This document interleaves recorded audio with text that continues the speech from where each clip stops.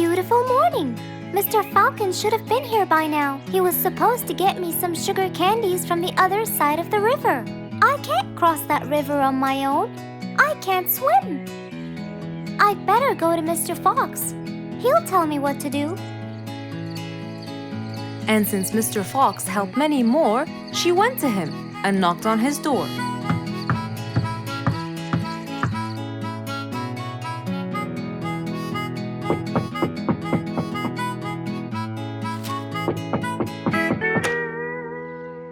Who's there? Over here, Mr. Fox. Oh, little Auntie Lou. Welcome. Please come in. Thank you, Mr. Fox.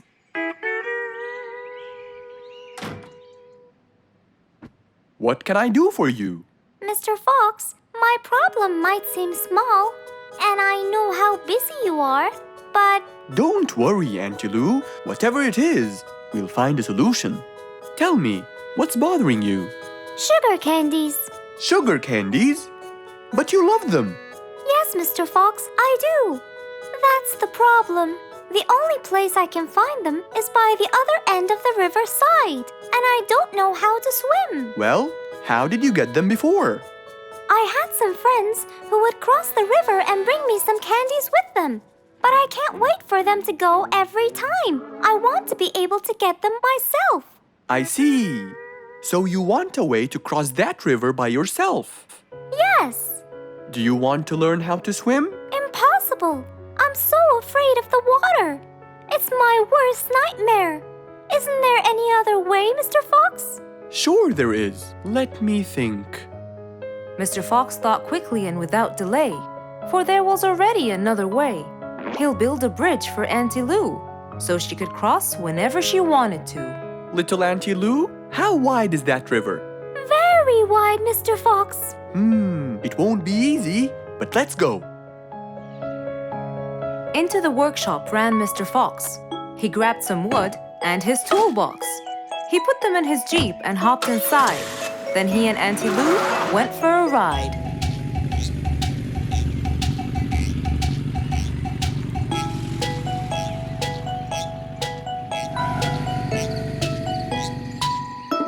Little Auntie Lou, that's not a very wide river. But it is to me, Mr. Fox. You're only saying that because you're too big. Maybe you're right. Little Auntie Lou, let's get started.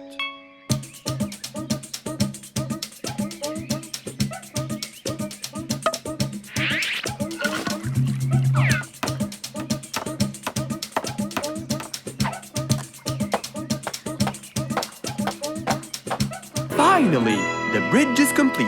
Mr. Fox, that's exactly what I wanted. Thank you so much. I'd better be on my way to collect the sugar candies. I've always dreamed of this.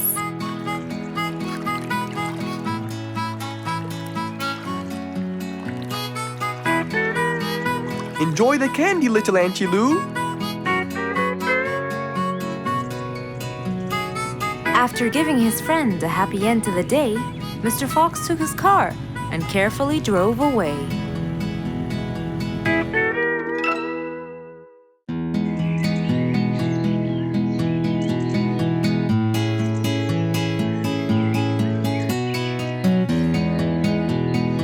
Spike the Dragon always bragged about how good he was at photography, and all he wanted was just one little chance to prove to everyone how talented he was. It didn't take long before someone actually recommended him to be the official photographer of King Rorik the Lion's birthday party. All done and send. Wow! That's a nice picture! Now we know who'll be our photographer. And immediately, Mr. Tiger sent a message to Spike. Oh! Finally, someone recommended me. I won't let them down. I promise. And so, Spike started to train and practice some more. His pictures were beautiful, and he felt so happy. Everything went well until the morning of the party.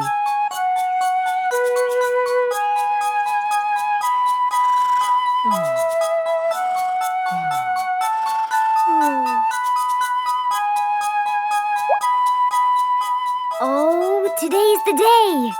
Finally! Maybe I should train some more.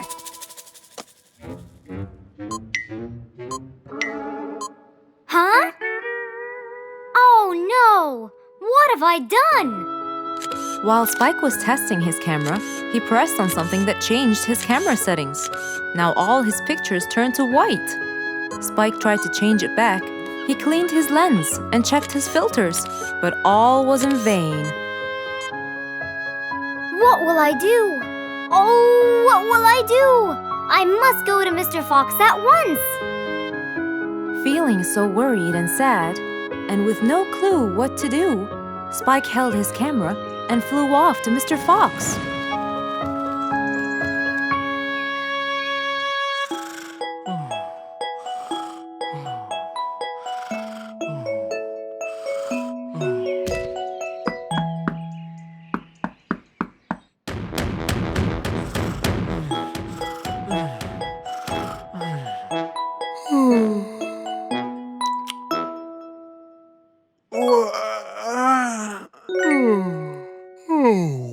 How could it be this early?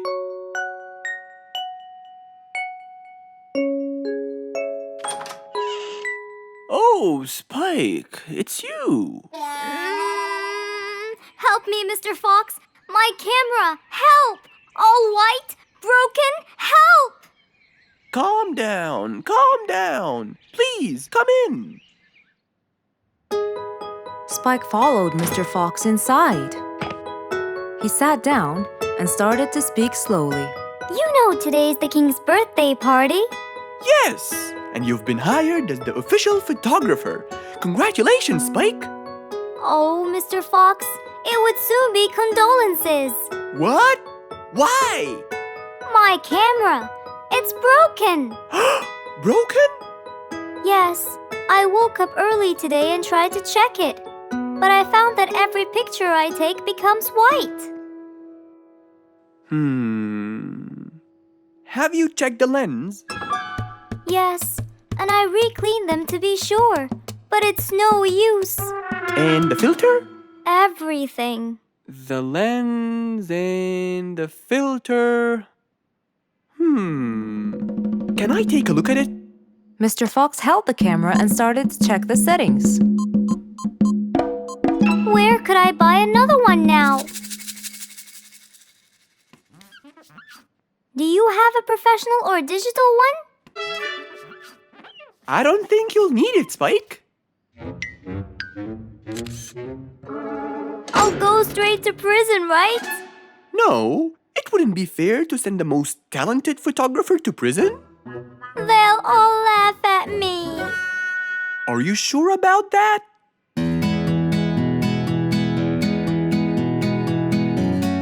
Mr. Fox took a picture with the camera and showed it to Spike, who couldn't believe his eyes. Wow, it's back. What was wrong with it? Looks like you accidentally increased the gamma.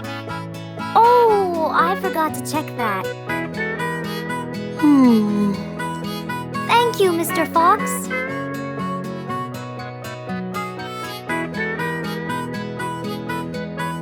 I'll go now. See you at the party. That would be awesome. With that, Spike walked out of Mr. Fox's place. He went back home with a smile on his face. One day, the whole jungle decided to celebrate their new king, Rorik the Lion. He was young, active, and picky, and known for his loving spirit. After his coronation, King Rorik moved to his new mansion and started to check it out.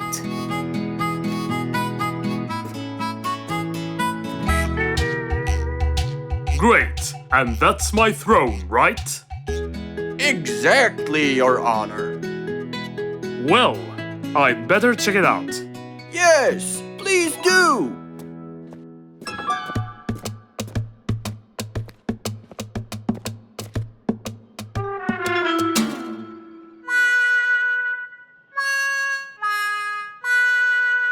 Ah, timber! That's too uncomfortable. But Your Honor, It was made especially for you! Not good enough. With a sad look on his face, Timber went to call Mr. Fox and ask him for help. Meanwhile, Mr. Fox had just finished his morning exercises and was heading back home.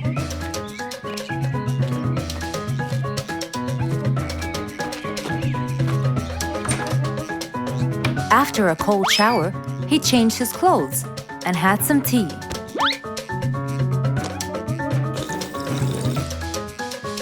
Then, he quickly read about the king's coronation in the newspaper.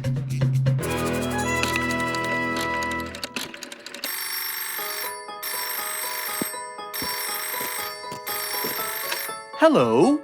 Hello, Mr. Fox. Can you please, Hello, Mr. Fox. This is Rorik. Oh, hello, Your Highness. How may I help you? I need you to come immediately. There's a huge problem, and I'm pretty sure that you're the only one who can help. I'll be right there. So, Mr. Fox quickly took his keys, hopped into his car, and drove towards the king's manor.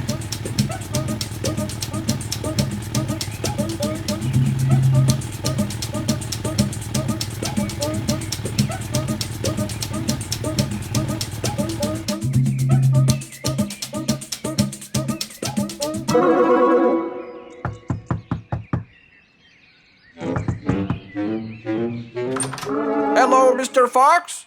One moment, please. Your Majesty, Mr. Fox has just arrived outside requesting an audience. Of course. Let him in. Come in, Mr. Fox. His Majesty is waiting for you. Good morning, Your Highness. What seems to be the problem? Oh, Mr. Fox. Good, you came quickly. Always at your service.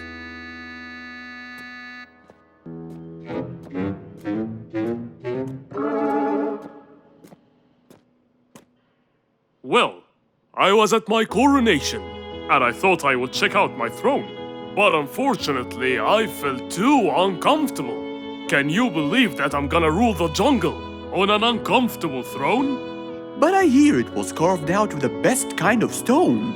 But it still hurts my back. Oh my! Anyway, I've decided to design my own throne. What a great idea! But I need your help to make it as soon as possible. It will be my pleasure, Your Highness.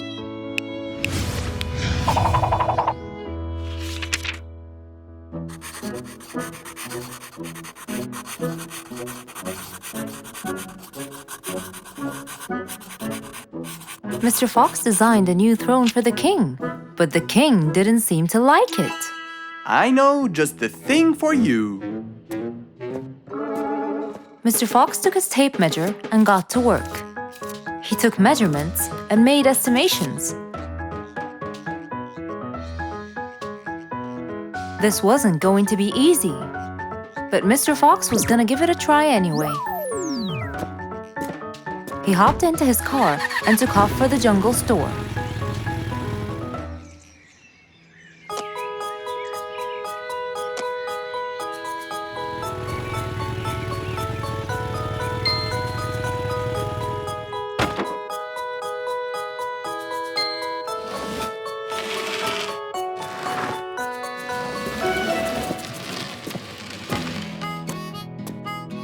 All done.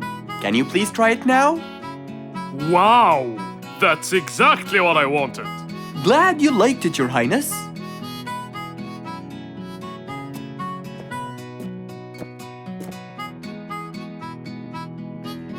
And there you have it, the new King of the Jungle. An autumn windy day. It was Jumbo's birthday. He was dancing and playing with his friends, hoping this day would never end.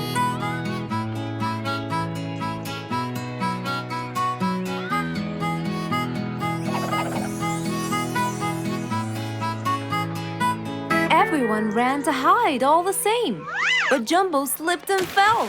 And that was the end of the game.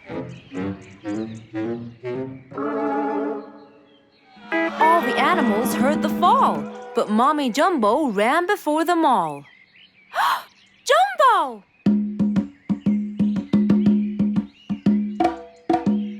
Oh, Jumbo. Combo, you have to take him to Mr. Fox immediately. So, without further delay, off to Mr. Fox's house they hurried away.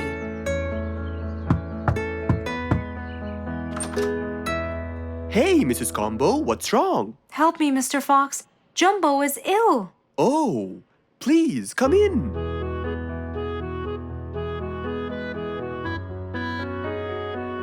You look cold, Jumbo. I'll get you something hot to drink. Thank you, Mr. Fox.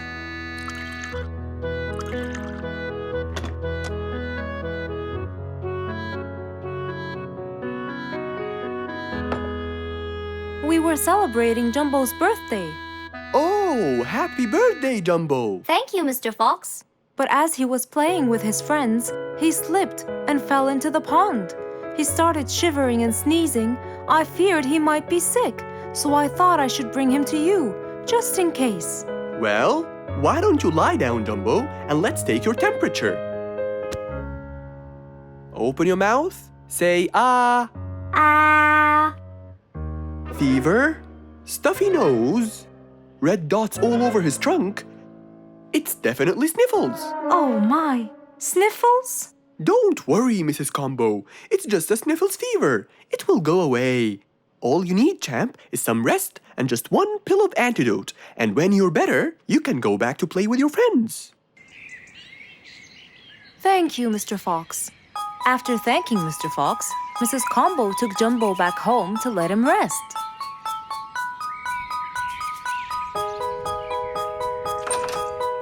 All right, Jumbo.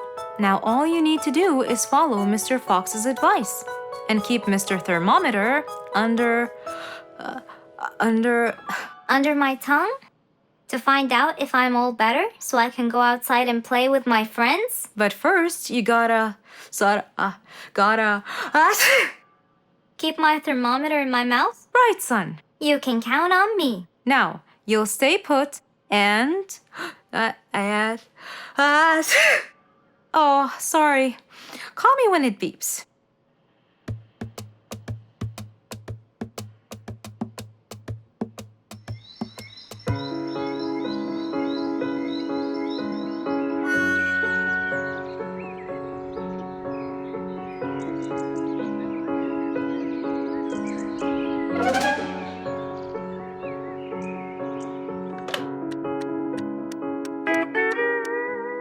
Hello, Frisky. How are you? Hi, Mr. Fox. Roo and I were playing and I'm about to win. Listen, Frisky. I'm going to visit Jumbo now and check on him. I'm sure he'd be really happy if you and Roo come with me. What do you think? Great idea, Mr. Fox. I want to check on him too. We'll meet you there. As agreed, Mr. Fox met Frisky and Roo at Jumbo's house. I'm coming.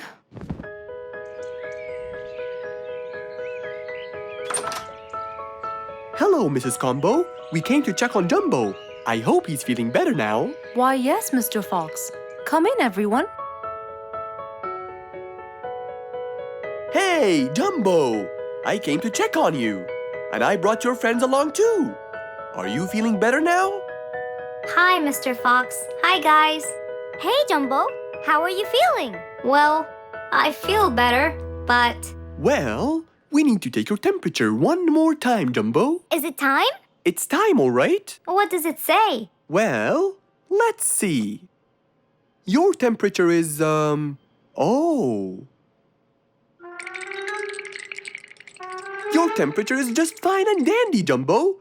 You're not sick anymore. You are A-okay. Yes! Now we can go outside and play. But first, I need to tell Mom.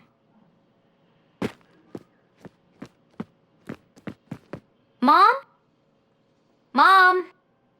Where could she be? She's not in the kitchen. Mom! She's not in the living room. I wonder where she is. I'm here in the bedroom. Mom? Are you okay? I think I might have caught a case of sniffles too. Don't worry, dear. I'll be fine. Now why don't you go out and play hopscotch with your friends? I'll join you when I get better. But Mom, I won't be happy if I go to play and leave you here all by yourself. I'll be only thinking of you. So, what do you think you should do, little Jumbo? I have to sit here and take care of you, Mommy. You always take care of me when I get sick. I'll take care of you and never leave you alone. Oh, I love you more than anything in the whole wide world, Jumbo. Now it's time to take your temperature. Right, Mr. Fox? You're absolutely right, Jumbo. So rather than go out to play, by his mother's side, he decided to stay. One nice spring night, Mr. Fox was sitting in his balcony, relaxing and drinking his favorite juice, when suddenly the phone rang.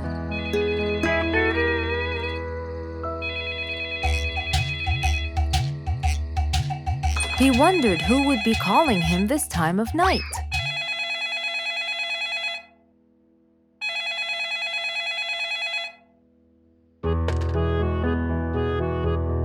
Hello? Who is it? Mr. Fox, it's Rorik. Your Majesty, how may I help you? Well, Mr. Fox, I'd like you to come to my house early in the morning to discuss something urgent. Of course, I'll be there. After he hung up the phone, Mr. Fox went to sleep. He was supposed to wake up early. He wouldn't want to miss his appointment with the king.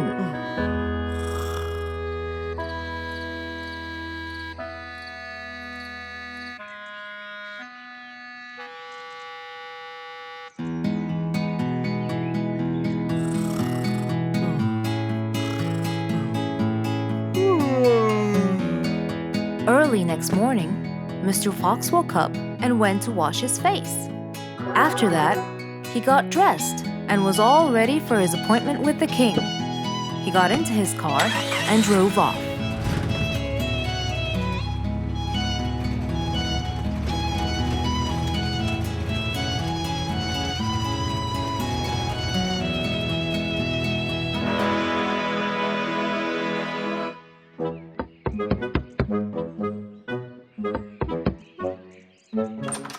Hello, Mr. Fox. One moment, please. Your Majesty, Mr. Fox has just arrived. May he come in? Of course. Let him in. Come in, Mr. Fox. His Majesty is waiting for you. Good morning, Your Majesty. Hope I'm not late. No. You're always on time. How are you, Mr. Fox? I'm fine. And how's our little Frisky? He's fine. A little mischief every now and then. You can never get him to stay in one place. But thanks to your bracelet, we can always find him. Saved us a lot of trouble. It's my pleasure. So tell me about this urgent matter. As you know, our jungle's population has been increasing lately. Indeed, our population has increased. Yes, but it's getting harder to summon them all to the meeting every time. That's why I called you, Mr. Fox.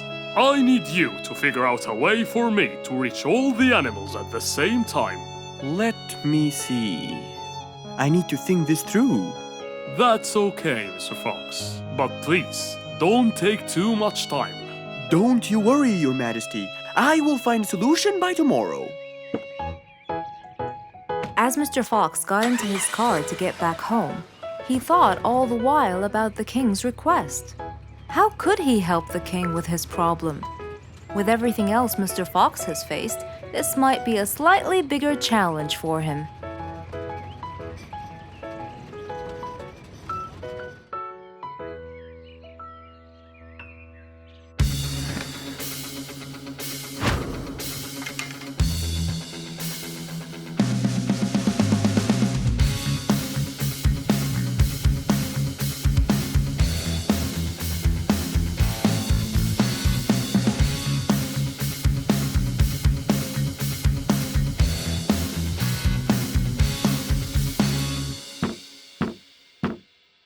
This is more challenging than I thought. Maybe a short break will help. Mr. Fox went back to his house and sat on his sofa. Since he can't think anymore about the king's request, he thought it would be great just to relax and watch his favorite TV show. Everything was peaceful and quiet. But then suddenly, I got it!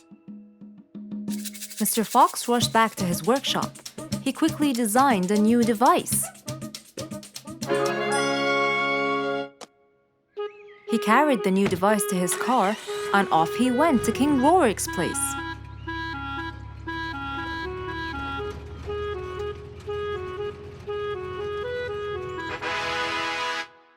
Mr. Fox, I thought you were coming tomorrow. Did you solve my problem? Yes, Your Majesty. This is a solution to your problem. That's great! But what's that, Mr. Fox? This is a megaphone. I made it specially for you. Every time you need to meet the animals, all you have to do is roar into it. Mr. Fox, you're a genius! But be careful. It's powerful. So make sure that no one is around you when you use it. Of course! I can't thank you enough, Mr. Fox. You're a great asset to all of us. It's my pleasure, Your Majesty.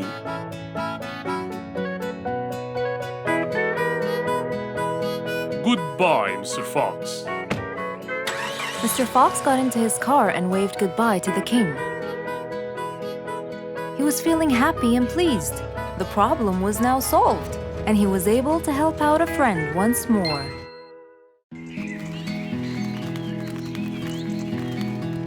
It was a beautiful sunny day. Feeling bright and early, Mrs. Sharpie was on her way to work.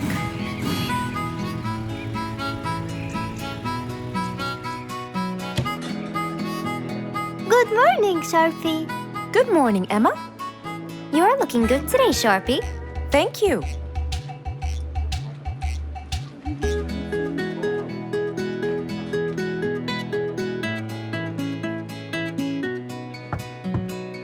Come in. Good morning, Mrs. Susan. Oh, good morning, Sharpie. Today's gonna be a special day. I hope so, but why? Well, we have more packages that need to be delivered to their owners on time. And there's a special package for the king. I'm on it, Mrs. Susan. After piling them all up, Mrs. Sharpie went to deliver the packages.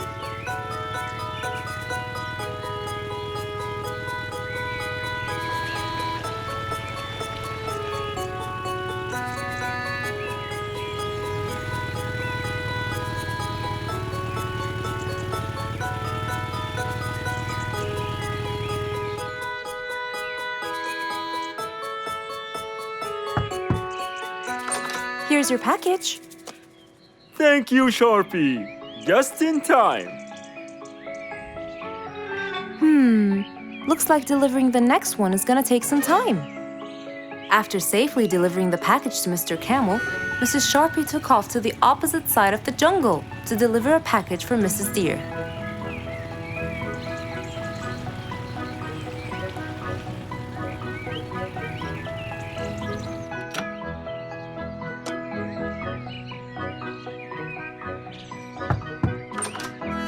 Here's your package. Thank you. But why were you late? I waited all morning. Next was Mrs. Bird's package, and that was south of the jungle. That was very tiring for Mrs. Sharpie.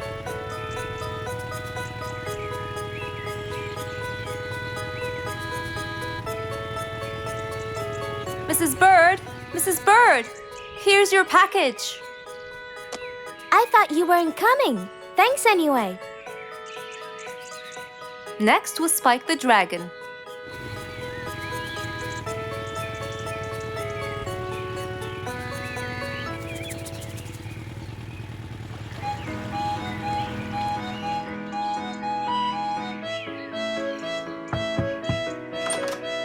Here's your package.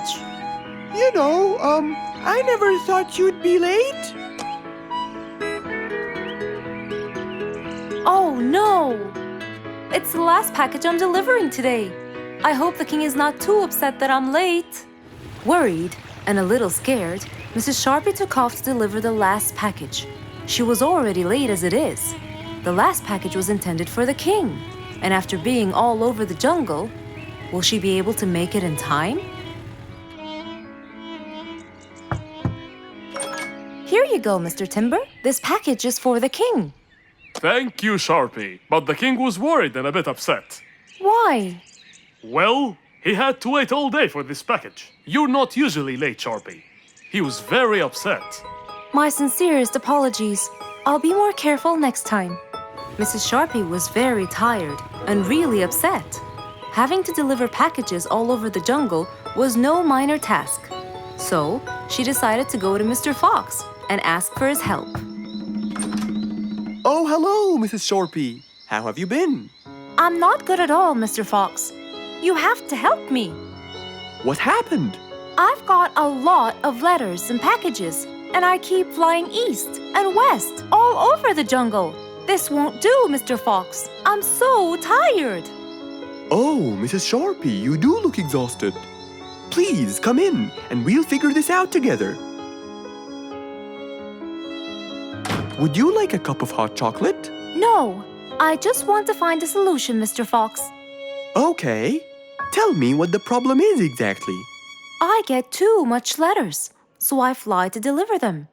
I find that the first letter should be delivered to the western part of the jungle, so I fly and deliver it, just to find that the next one is in the eastern part of the jungle. And when I fly and deliver it there, I find that the one after it is in the north. And after that, it's west again, and it's all driving me crazy. Calm down, Mrs. Sharpie. There must be a solution to all of this. That's why I came to you. I kept thinking and thinking, but they come in packages, and I must deliver them all in one day. So how can I do that? Don't worry, Mrs. Sharpie. We'll sort this out. Sort? Sort! That's it! Why don't you sort them out from the very beginning, Mrs. Sharpie? What do you mean by sorting them out? I mean, first, you should read the addresses and sort all the letters that should be delivered north together, and those that should be delivered east together, and so on. And then I'd finish all the north letters together, and the east, and then the south, and then the west, right? Precisely. That's a great idea, Mr. Fox. Thank you so much. Wait, where are you going? I have letters to sort out. Thank you, Mr. Fox. Glad I was able to help you, Mrs. Sharpie. Goodbye.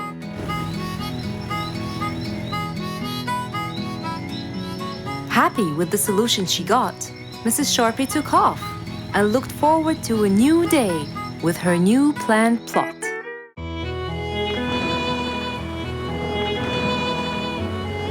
One day, the mighty eagle flew to his nest. All he wanted to do was rest. He felt bitter, he felt cold. He was really getting old. He knew he needed someplace new. So, off to Mr. Fox he flew.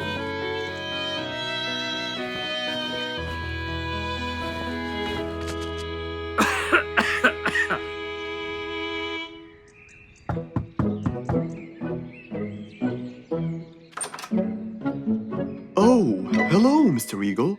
You look so tired. Please, come in. Thank you, Mr. Fox.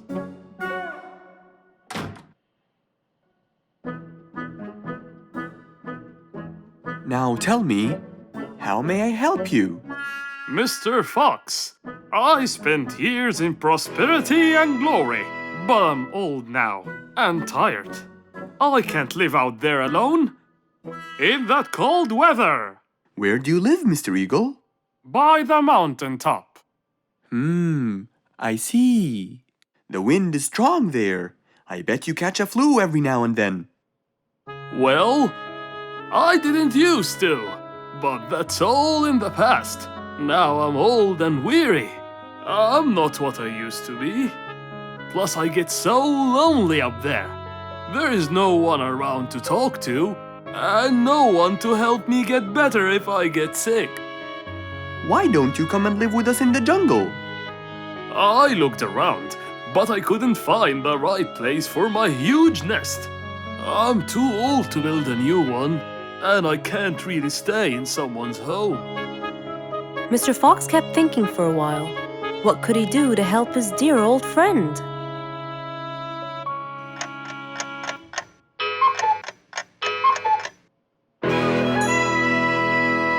I got it! I think I can help you build a new house. Have no worries.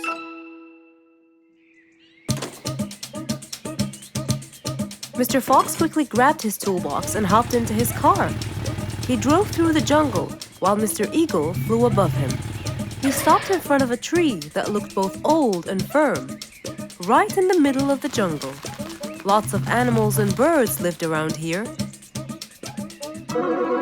What a beautiful place, Mr. Fox. Wait till you see what I have in mind for you. Mr. Fox started to work. He put a ladder against the tree and counted the steps up. 1, 2, 3, 4, 5, 6, 7, 8, 9, and 10. When he reached the tree branches, he opened his toolbox and took out some wooden plates. Then he started putting them together. All I need now is some nails to make sure everything would be A-OK.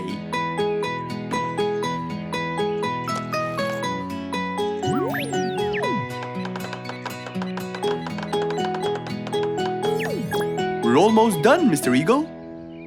Can't wait to see what it will look like, Mr. Fox. Oh my! What a wonderful treehouse! And it's all yours, Mr. Eagle. My own home. I can't believe it. Thank you so much, Mr. Fox. You're most welcome. As Mr. Eagle got inside his new house and closed the door, he felt a happiness like never before. He knew Mr. Fox's idea was truly the best, for there was comfort, there was warmth. He felt really blessed.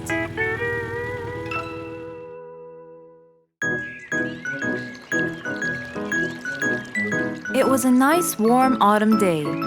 Mr. Fox was doing his morning exercises, sit-ups, push-ups, and running on the jungle track. A very refreshing start to the day. But then, unexpectedly, fog started to form, stopping any plans to enjoy the beautiful weather. Why is there fog covering the whole jungle? This is really strange. It's been happening a lot lately. I really hope everyone's all right. I should head home now. Oh, I think I should probably stay home today. I don't have my morning newspaper yet. And how would I? It's impossible to see. Aha! Wait a minute. I'll try calling Mr. Falcon. He'll definitely tell me what's going on. Mr. Fox held the phone and dialed Mr. Falcon's number.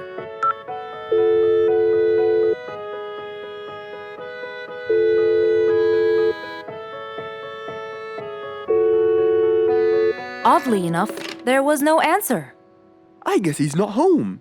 Maybe I can reach him on his walkie-talkie. As Mr. Fox went to look for his walkie-talkie, he heard a loud knock on the door.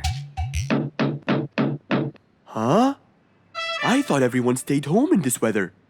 Who could it be? Puzzled, Mr. Fox went to open the door. He was taken by surprise. It was Jack the horse. He stood there holding a briefcase and looking smart. Jack was a very busy business horse. He was always rushing to keep a tight schedule. But today, something seemed off. He looked like something was bothering him. Oh, Jack, what a nice surprise! It's been a long time since we met. How have you been? Come in. Thank you, Mr. Fox. But I don't want to waste any more time. I'm on a very tight schedule. Of course. Can I bring you... I don't have time. I just needed to talk to you urgently, Mr. Fox. Have a seat, please. And as you know, time is money. Wait. Hold on. First, tell me how you managed to get here in this bad weather. There's no time. I'm so busy, and I need your help with something important. All right, tell me what's the matter. Well, it all started last week. After long and weary negotiations, I won a bid for a gold mine located in the eastern part. Long story short, a gold mine obviously contains gold. But no matter how hard I looked, I found nothing but dirt. I was really frustrated. I was disappointed, and I knew that buying the mine was a mistake. What do you think, Mr. Fox? That's really strange. That mine is widely famous for its gold. I have an idea. We go there now and see what we can do. But wait here for a second. I need to bring something that will help us. Are you sure you don't want to drink anything? Yes, thank you, Mr. Fox. But please, hurry up. You know that time is money, and I can't waste Any more time, I get it. Just give me 2 minutes. Too much, Mr. Fox. So, Mr. Fox went to his room to change his clothes, trying to be quick. Then, he went to his workshop. He looked everywhere for his metal detector. When he found it, he took it and went back to his house, where Jack was standing there looking at his watch, with that usual impatient look on his face. Mr. Fox, why are you late? I have a really important meeting tonight at 8, you know. We're making a deal, and I don't want to waste any more time. You know that time is money. Time is money. I know that, Jack. But now we're wasting more time, aren't we? Right. Let's take my car, Mr. Fox. Okay. The fog had gradually started to clear away, and the vision became clearer and clearer. But as Mr. Fox was about to get in the car, something happened. What's that? What's going on? What happened? That's what we'll find out in the next episode. It was a beautiful morning. The sun was shining brightly over the jungle. And seeing how nice the weather was, Mr. Fox decided to go for a walk.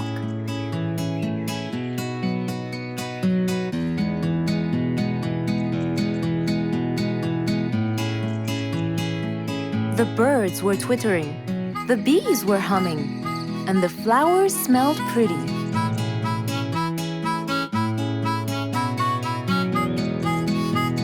As Mr. Fox was passing by Bingo's house, he saw him doing something really strange.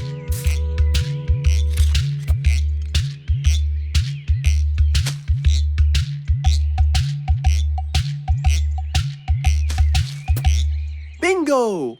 What are you doing? I'm storing my favorite fruits to eat during the winter. But you can't just bury them. They'll soon rot. But what can I do, Mr. Fox? They only grow in the summer, and I love to eat them so much. Mr. Fox thought about it for a while. What could he do to help Bingo?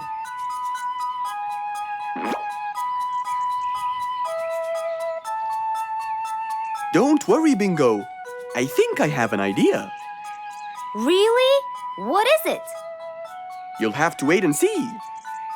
I'll just run to my workshop, and I'll be back before you know it. Okay.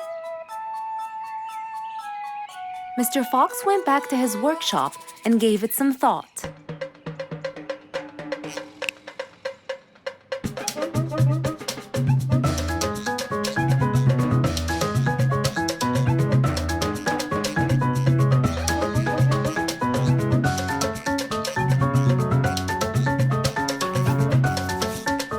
After calculating all the details, he started to gather the things that he needed.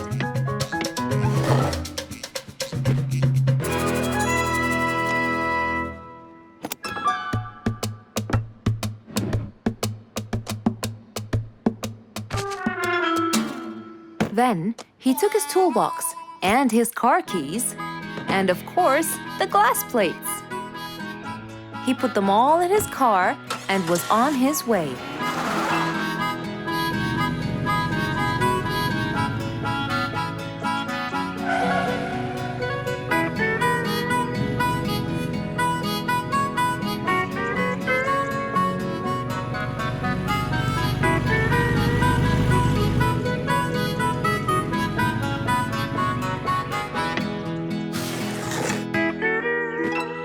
What's all this for?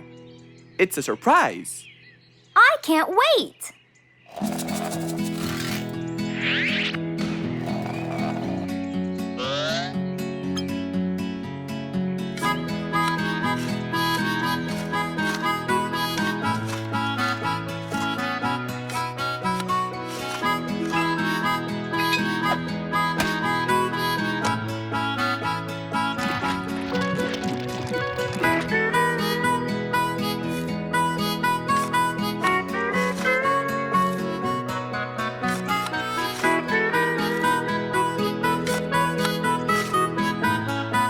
Mr. Fox was almost done, and Bingo was watching him, looking slightly puzzled.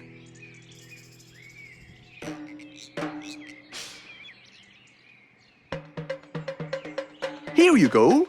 You'll never miss pineapples again. So I can store them in here?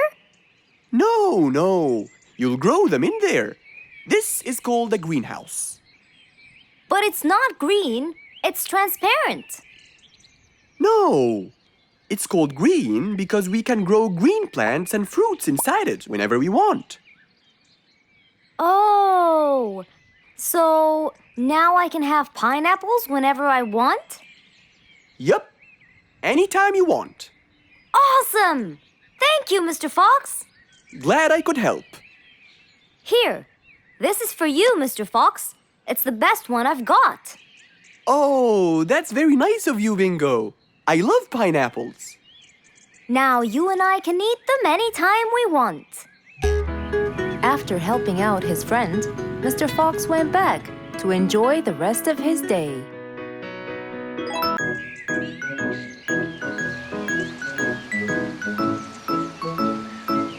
It was a beautiful Saturday morning.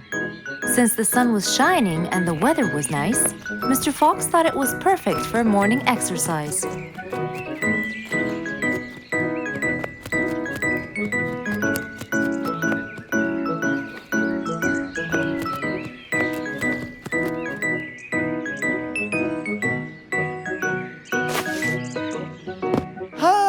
Piggy, how are you? Haven't seen you in a while. I really missed you. I'm fine, Mr. Fox. I really missed you too. I hope you're doing great. Why does he look so sad? I hope nothing bad has happened. You look a bit down, Piggy. Is everything all right? Are you okay? Oh, Mr. Fox, I really need your help with an urgent matter. Don't you worry, my friend. Big or small, every problem has a solution. I assure you, everything will be all right. Oh, I know, Mr. Fox. I can always count on you. Let's go to my house. I'll get you something to drink, and then we can sit down and you can tell me all about your problem. Let's go. With that said, both of them headed off to Mr. Fox's house. So, Piggy, tell me what's the problem? I keep trying to grow a plant in my garden, but it keeps dying. Do you give the plant enough water? Yes, every day. Well, how about the sun? Do you keep it in an open, sunny area? Yes, I do. I planted in my garden. Looks like I'll have to come with you to find out what the problem is. Wait here for a moment, please. So, without further delay, Mr. Fox changed his clothes and got ready. Then, they both got into the car and drove off to Piggy's house.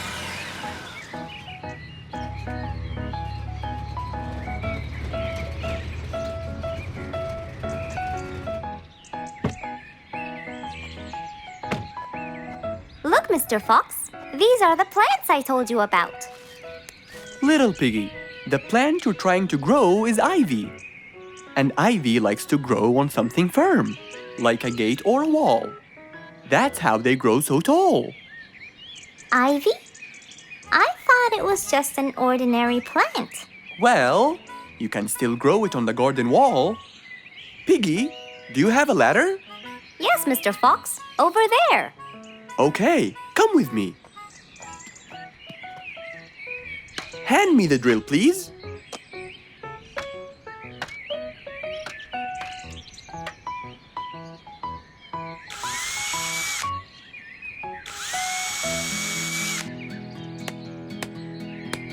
After drilling the holes and hammering the nails, Mr. Fox hung the ivy plant all across the wall.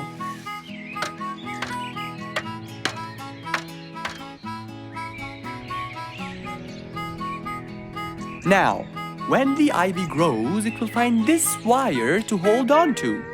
I got it. Thank you, Mr. Fox. You're welcome. Take good care of it. After saving the plant and helping his friend, Mr. Fox took off. And that, my friends, was the end.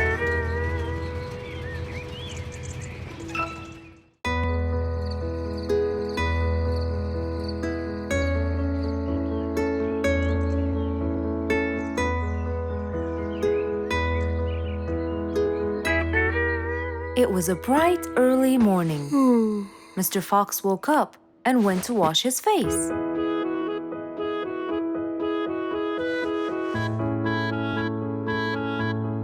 Since he was feeling a little hungry, he went to prepare some breakfast. He prepared fruits, some cheese, a fried egg, and some veggies. He looked around for some bread, but couldn't find any. No problem. He'll go to the bakery and buy some. I guess I need to buy some bread from Mrs. Flute's bakery. Then I can have my delicious meal.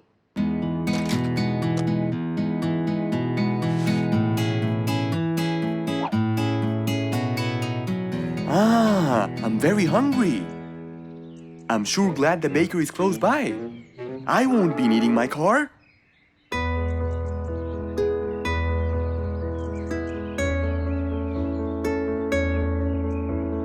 Mr. Fox decided to walk to the bakery. He really enjoyed the early morning breeze. And on his way... Good morning, Mr. Fox! Oh, Mr. Falcon! How are you? Are you getting enough sleep? Yes, I can sleep most anywhere now, and it's all thanks to you, Mr. Fox. Glad to hear that, my friend. See you around.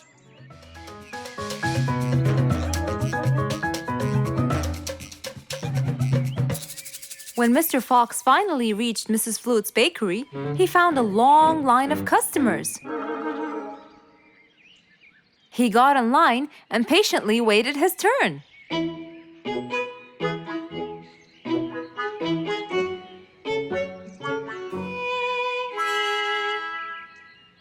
Wow, looks like everyone wants bread. Slowly, the line was moving up, and Mr. Fox got closer and closer till he finally reached the counter, where a very tired Mrs. Flutes was waiting. He was her last customer. Hello, Mr. Fox. Here you go. Hello, Mrs. Flutes. You look really tired. Yes, Mr. Fox, it's becoming more and more exhausting. Why? The number of customers has increased lately after I upgraded both the bakery and the quality of the bread that I produce. That's great. I know it's great, Mr. Fox, but the thing is, the rate of bread production is really low. Well, compared to the number of customers, that is. But why is the rate of production low? Well, Mr. Fox, grinding the wheat takes loads of time and effort. Sometimes it takes over a day or so. That's basically why everything else gets delayed. What should we do to solve this problem? Okay, Mrs. Flutes, I will head home now and eat my breakfast and try to think of a solution. And I'd like you to pass by my house tonight. I'm sure I'd figure something out by then. Really, Mr. Fox? I can't wait to hear your solution. I'll come by your house as soon as I get off work. Okay, see you later, Miss Flutes. See you later, Mr. Fox. Mr. Fox went back home to have his breakfast. Miss Flute's bakery is truly the best. I have to solve this problem or she won't be selling any more delicious bread. With that in mind, Mr. Fox went to his workshop to give it some thought.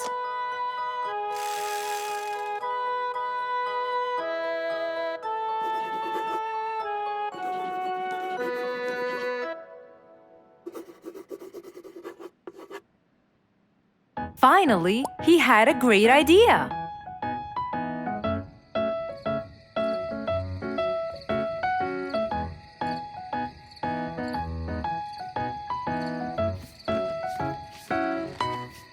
That was a long day. I should head straight for Mr. Fox. I'm sure he would have solved my problem by now.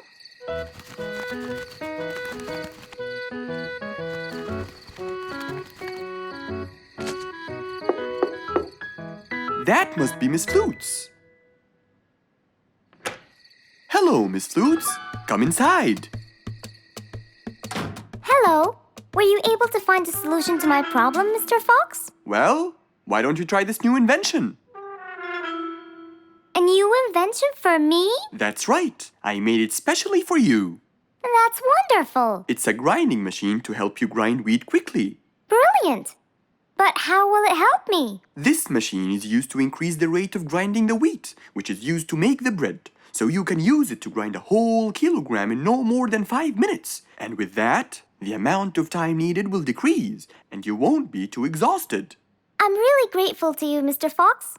I have no words to express my gratitude. Friends help each other, Miss Flutes. You're really kind and generous, Mr. Fox. I want you to start using this new device tomorrow, and I will call you to check in every once in a while. Okay, Mr. Fox, I will. I'll be going now. Thank you again. Goodbye, Miss Flutes, and have a good night. And so, Mr. Fox waved goodbye to Mrs. Flutes.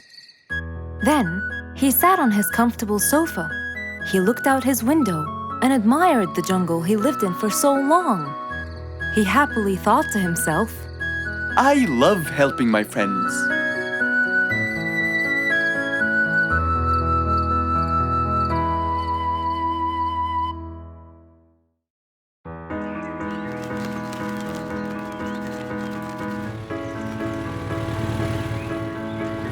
One beautiful spring morning, though tired and sleepy, Mrs. Sharpie the post owl was on her way to Alfie's house to deliver a parcel.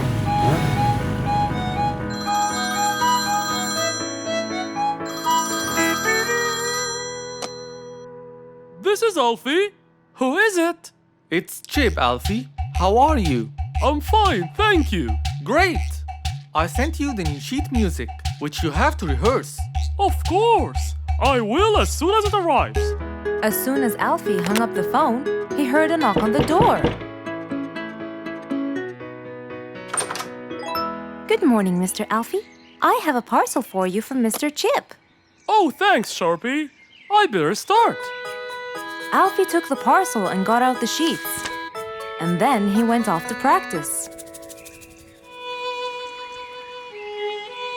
Alfie the sea elephant was relaxing on the seashore, for it was his favorite place to be.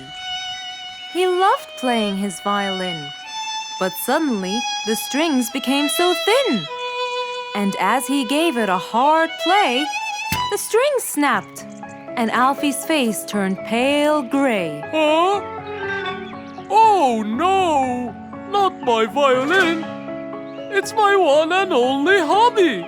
What shall I do? Oh, I know! I must go to Mr. Fox! Alfie walked towards Mr. Fox's place, hoping that he could help and solve his case.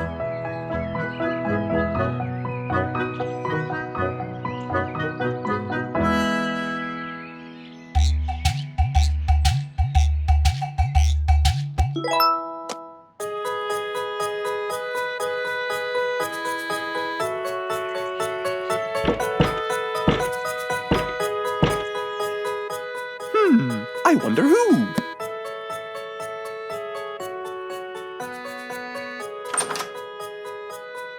Alfie, our star musician. Welcome. Come on in. Thank you, Mr. Fox. Have a seat. Would you like some lemonade? Yes, please, Mr. Fox.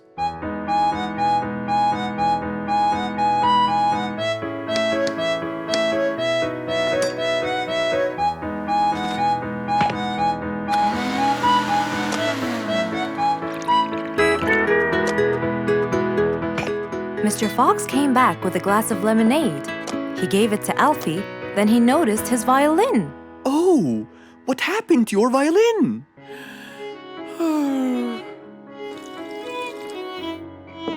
I was playing by the seaside and suddenly the string snapped. What do you think I should do?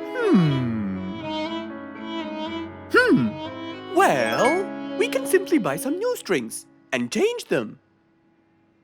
I already bought them, but I don't know how to change them.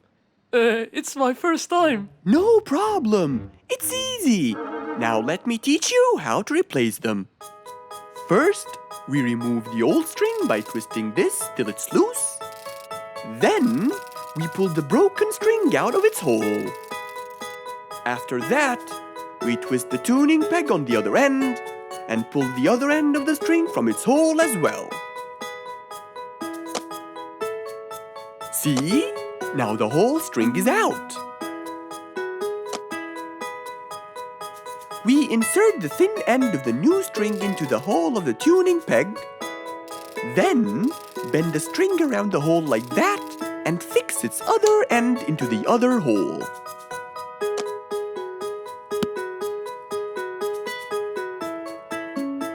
And there's the other string as well. Finally! Go ahead and play it. Okay.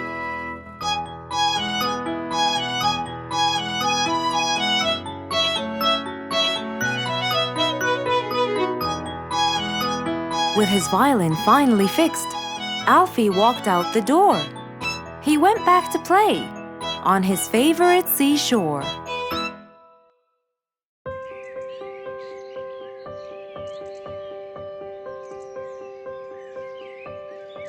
It was a beautiful spring morning. The sun was shining brightly. The sound of the birds woke Mr. Fox up.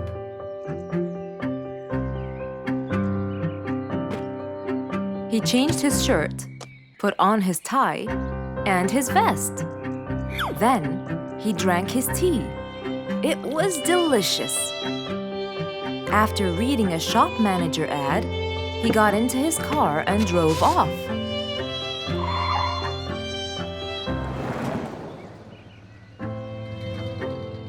Meanwhile, little Bingo Monkey was riding his bike through the jungle.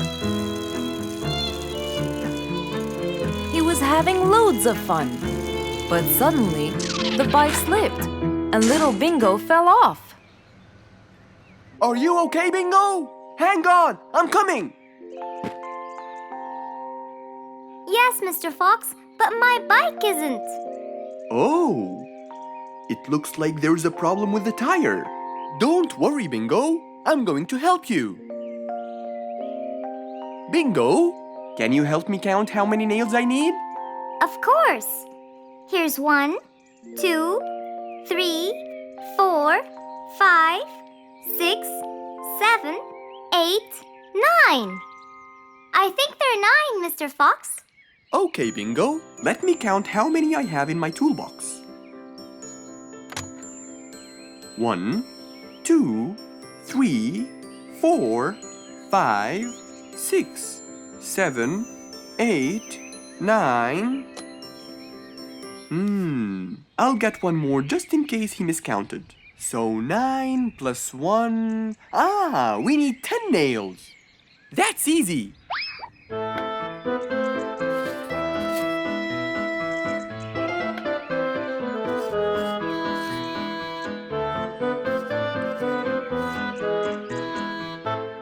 Okay, Bingo. It's all done. Thank you so much, Mr. Fox. You've helped me a lot. Come on, give it a go. So once again, little Bingo rode along happily.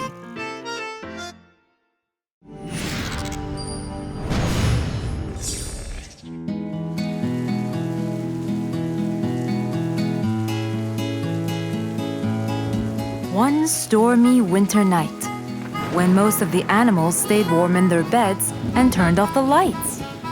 There was thunder, there was lightning, and Woody the Woodpecker found it frightening. He knew he was in trouble, for his house will soon become rubble. Oh no! What am I going to do? I better go to Mr. Fox before things get worse. With a nice cup of hot chocolate, Mr. Fox continued reading his book when the doorbell rang. It was winter. No one would walk in the rain unless they had a complaint. Woody, what are you doing walking around in such cold weather? Hurry, come in.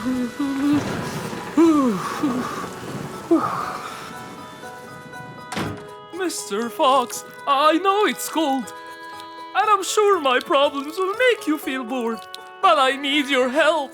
Of course. Don't worry. Have a seat, Woody, and I'll get you a hot drink. It must have been terrible to go out in that storm. Okay, thank you, Mr. Fox. So what exactly is your problem? My roof, it gets ruined by the rain. Oh, I keep fixing it every now and then, but now, every winter is a nightmare. here you go, Woody. Thank you, Mr. Fox.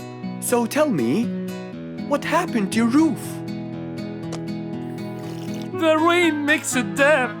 Sometimes I fear it gets too damp. It might fall. Oh, you're right. That's a serious problem. Well, will you help me?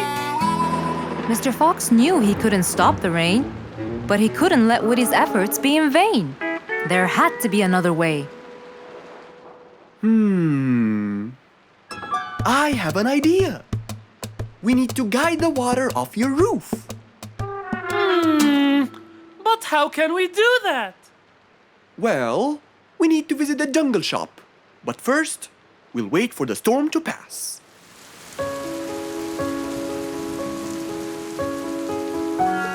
Finally, the storm faded away, revealing a bright, warm, sunny day. I think the weather is better now. Let's go, Mr. Fox. Mr. Fox and Woody hopped into the car, and off they drove to the jungle shop. So, what will we buy from here, Mr. Fox? A sloped roof. A roof? But how will we transport it? Oh, don't worry. There's a new type of roof. They sell them like, pieces of a puzzle. Oh, that's smart! Yep. Mr. Fox and Woody chose a nice big red roof. Then, off they went to Woody's house. Mr. Fox got a ladder and climbed up. He started to fix the roof from the top. Now, all we need is to put the pieces together.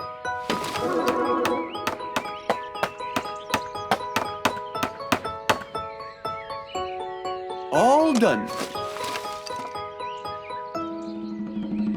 I'm coming down. Wow, it looks great!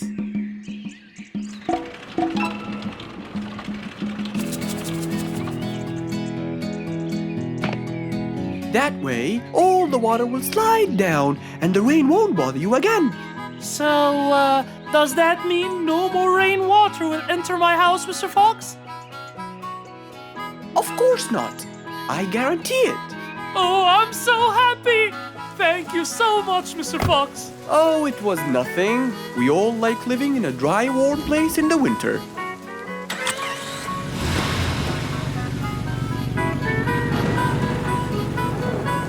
Woody thanked Mr. Fox, for now he could enjoy the warmth and comfort of his house.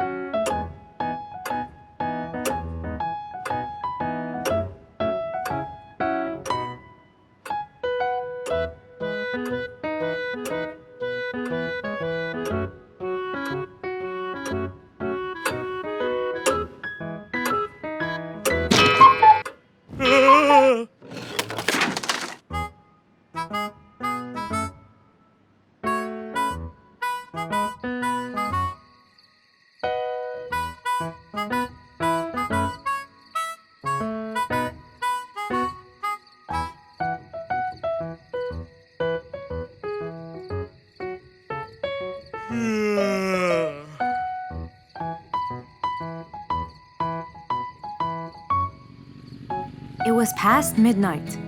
Mr. Sleeperson Koala was on his way home from work.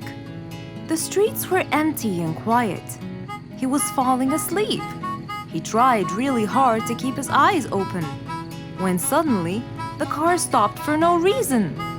And Mr. Sleeperson didn't wake up, as if it was the hibernation season.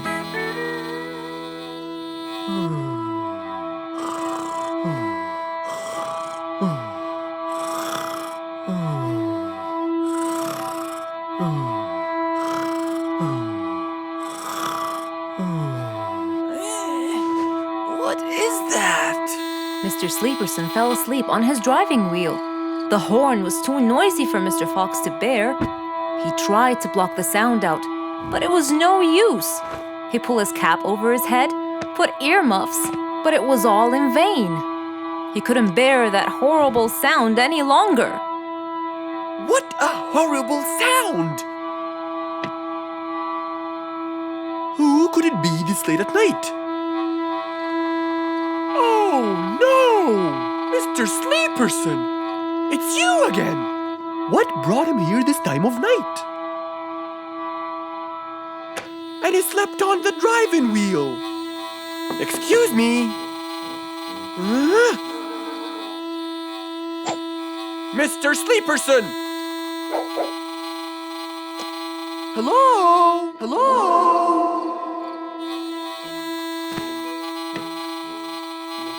Oh, that's enough! What? Where? What time is it? It's 2 in the morning. And you fell asleep on your driving wheel in front of my house. Oh, Mr. Fox. Hello. Oh my, it's 2 a.m. Oh, you noticed? So how can I help you, Mr. Fox? Help me? Help me? You're the one in front of my house. What am I doing here? I don't know. You tell me. I was fast asleep when I woke up to that horrible sound of your noisy horn. Oops. Sorry. I must have fallen asleep while I was driving again. My bad. Never mind that. Could you please drive all the way to your own house without falling asleep or bumping your head against the horn? Oh, sure, Mr. Fox. Have a good night. Good night. But as Mr. Sleeperson tried to start the car, it wouldn't start. Huh? Oh, man! Oh, Mr. Fox, wait! Help! Now what? The car won't start. Is that so? Can you check it for me, please? Of course! Mr. Fox walked back to the car and started to check it out.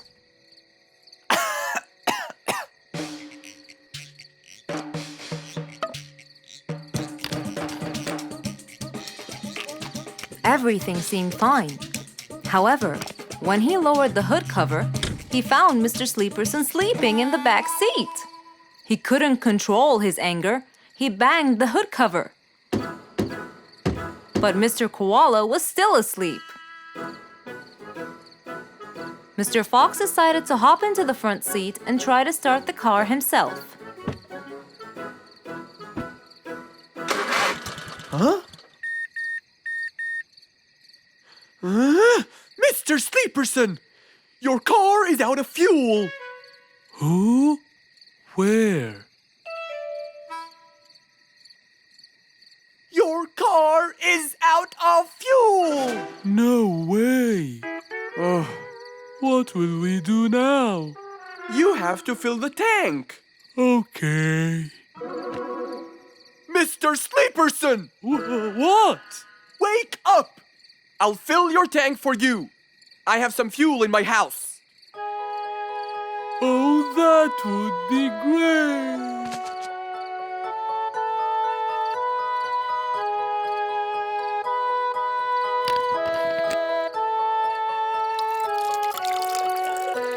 Mr. Sleeperson, it's all done. You can go home now. Oh, thank you. Thank you so much. You're welcome.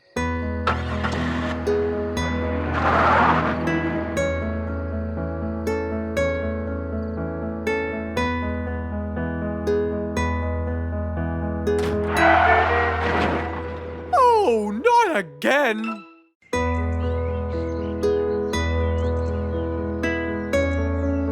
Roo is sad and looks really down. On his face, there was a frown. He had a cake, but he didn't care. And although it was his birthday, he said, Life's not fair. Thank you, Mom. "You're welcome, sweetie. Are you okay?" Yeah, I'm fine.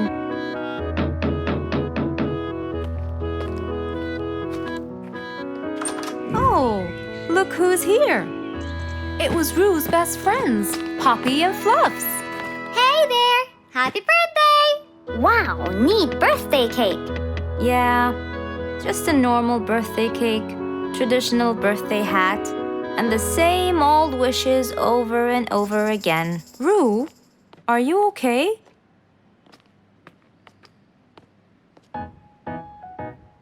Bad timing, huh? He looks sad. I know, but the cake is still here. Oh, stop it. We have to help him feel better. It's his special day. A little bite won't hurt. Oh, sure, the cake won't hurt. But what about my fist? Fine, fine. What do you have in mind? Let's go. Where to?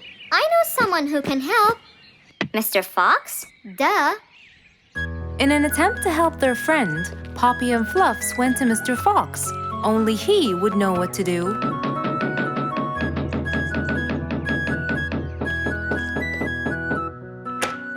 Hey, Carrots. Do you have any lemonade, Mr. Fox? I stopped apologizing for his behavior long ago. You know, Fluffs, he's just Fluffs.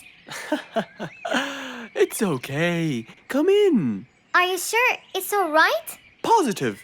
It's always the right time. It's Rue's birthday, and he's pouting. He's bored with the same birthday routine every year. So we want to make him something different this year. Can you help us? Yeah. Unbelievable. You'd think I'm quite believable if you tasted this lemonade. It's awesome. Any ideas, Mr. Fox? What do you guys say? I help you throw him an extraordinary party with a magic show. A magic show? But who's gonna perform the magic tricks? You guys will. I'll teach you. This is the best idea ever. I agree. We'll also bake him a cake. But he says cakes are boring. I can assure you, this one he will like. Sounds like the perfect plan. All right, first, let's bake the cake. It wasn't a very easy task, but all three of them worked hard to make this the best day ever.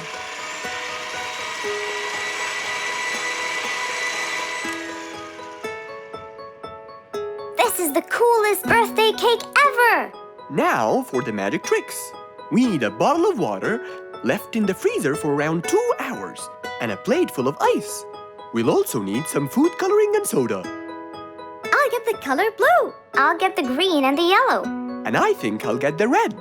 We are all set now, I think. Not yet. What else do we need? Invisible ink. Huh? Fluffs and I will pour it over everything, including ourselves. And you, Pops, will give Rue this magic glitter. When he sprinkles it, everything will become visible. Cool. Let's go.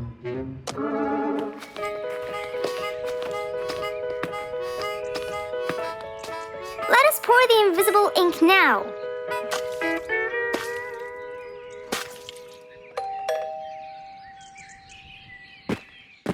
Hey, Rue! Hey, What are you doing? just sitting here, bored. Well, not for long. Yeah, right. Well, think again. Happy birthday. What's this? You have to sprinkle it around to find out. Where? First, on the table. Wow! How did you do that? It's a donut cake! Now try sprinkling all around. This is impossible! It's the coolest thing ever! It's not over yet.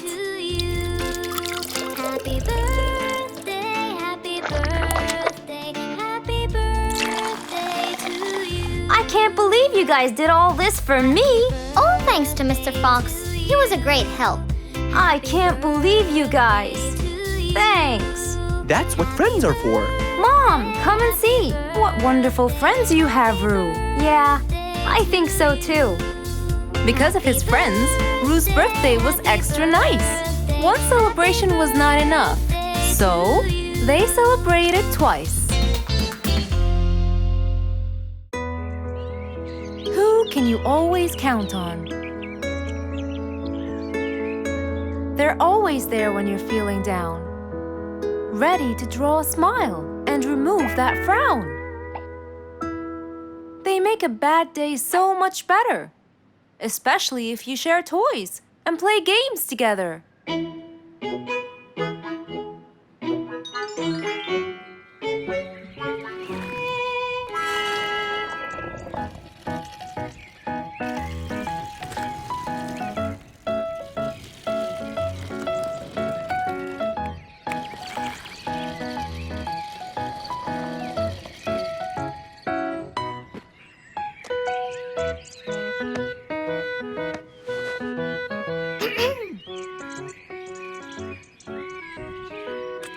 Officer Sherlock Fluffs?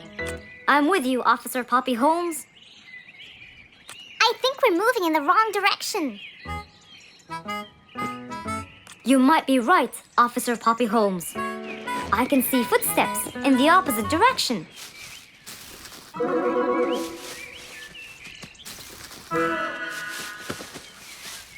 Officer Sherlock Fluffs! I think someone is after me. Run, officer! Run!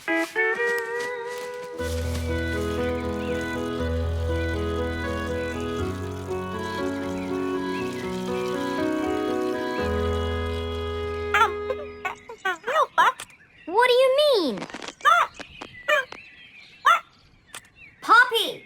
Poppy! You there? Poppy! I can't believe we lost the connection. Poppy! Poppy, where are you?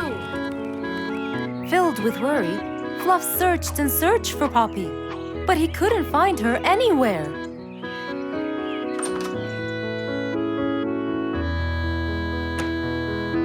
Hey there, Fluffy. What? How come you're here? I thought you'd eventually come home. What happened to your walkie-talkie? It's not working. But we just got it. I know! I was looking everywhere for you. Aw, Fluffsy, were you worried about me? Stop it! We need to fix this thing. Do you have any idea how? Hello? You're the smart one. But I'm not much into technology. You know that. At least take a look at it. I did, before you came. I got nothing, really. Should we go over to Mr. Fox? I think we should. Let me change first.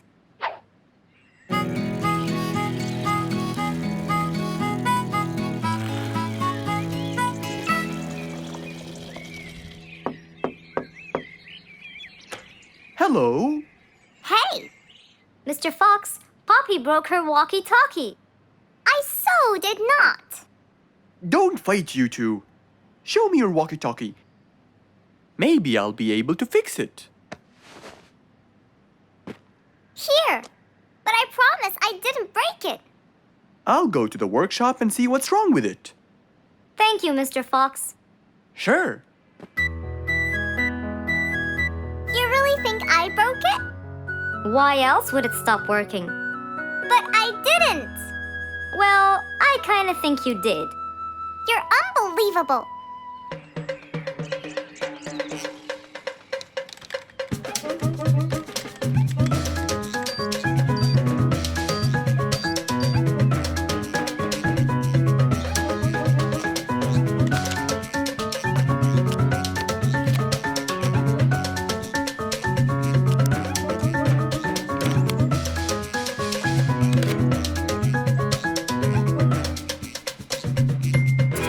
It's working just fine. I told you. Well, it wasn't before. I tried it. I know it wasn't, but now it is. See, Poppy, you did break it. And Mr. Fox fixed it. It wasn't broken, Fluffs. It just ran out of batteries. I'm sorry, Pops. Never mind. I was worried about you, though. I know. I have a wonderful brother. Brothers and sisters may fight every now and then, but at the end of the day, they're still best friends. It was a bright, early spring morning. Still feeling a little sleepy, Mr. Fox opened his eyes and got out of bed.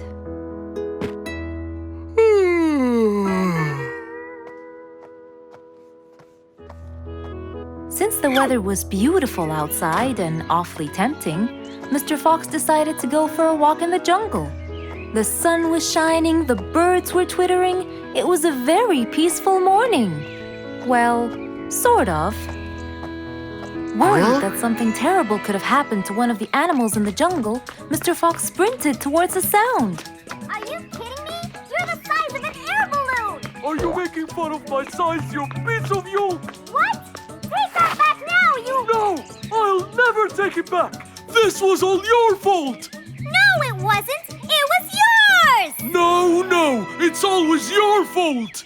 Now, calm down. Oh, Mr. Fox, I'm so glad you passed by. You're the only one that could solve my problem. Solve your problem? No, Mr. Fox will solve our problem. No way! What you did was a total crime. So not true. You're the one who started it all and injured me, you big There, calm down. And just tell me what happened. He woke Squeeze me me! up. Slow down, one at a time. Mr. Panda, you go first. Thank you. Now, I was walking heading to my house when I realized that for me to get there, it will take me 12 minutes. And I was so tired and sleepy. So I thought about it, and I realized I should just lay here for a while and take a short nap.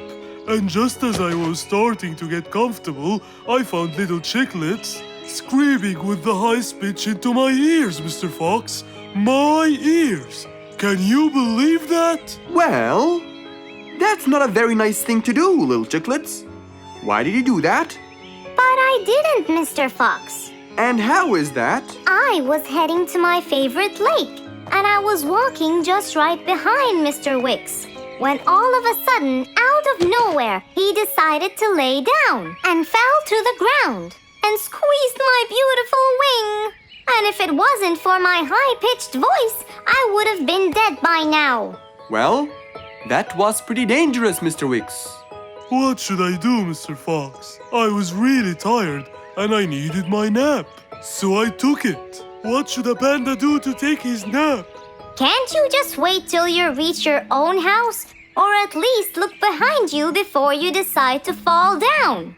My house is 12 minutes away, and all the walking had already stolen away all my energy. I had to take a nap to recharge. I can't keep on walking forever. Then look behind you or sleep next to a tree or something. Why don't you watch where you're stepping? It was a very troubling matter indeed. The little chick almost got crushed. But Mr. Wicks didn't mean it.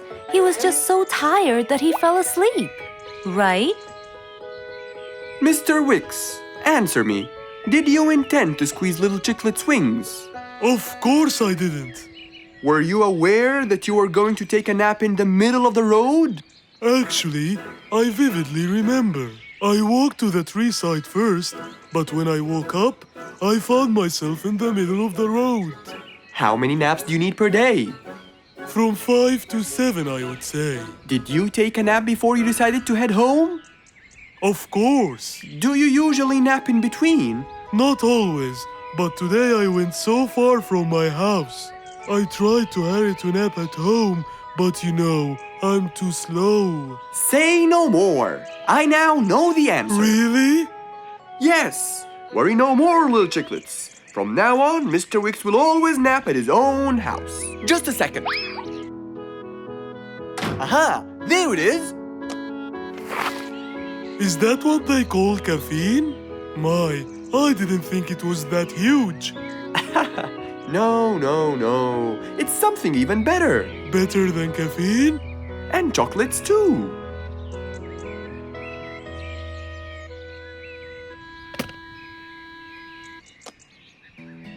Wow!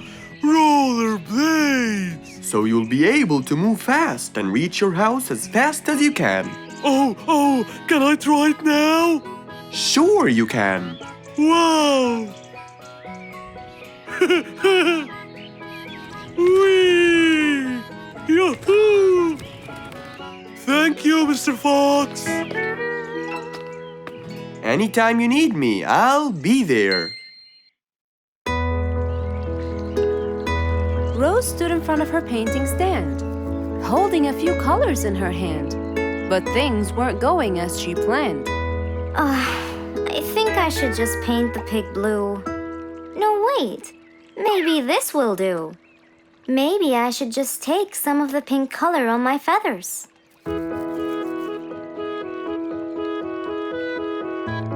This isn't working. Maybe I should call Mr. Fox. He might have some clue about what I should do.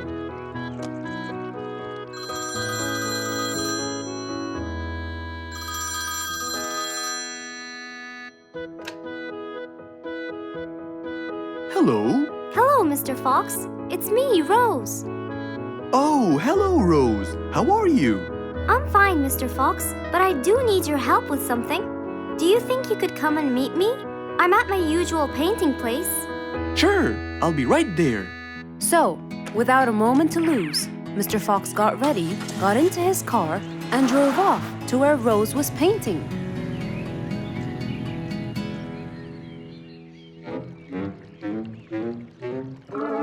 Oh, Mr. Fox.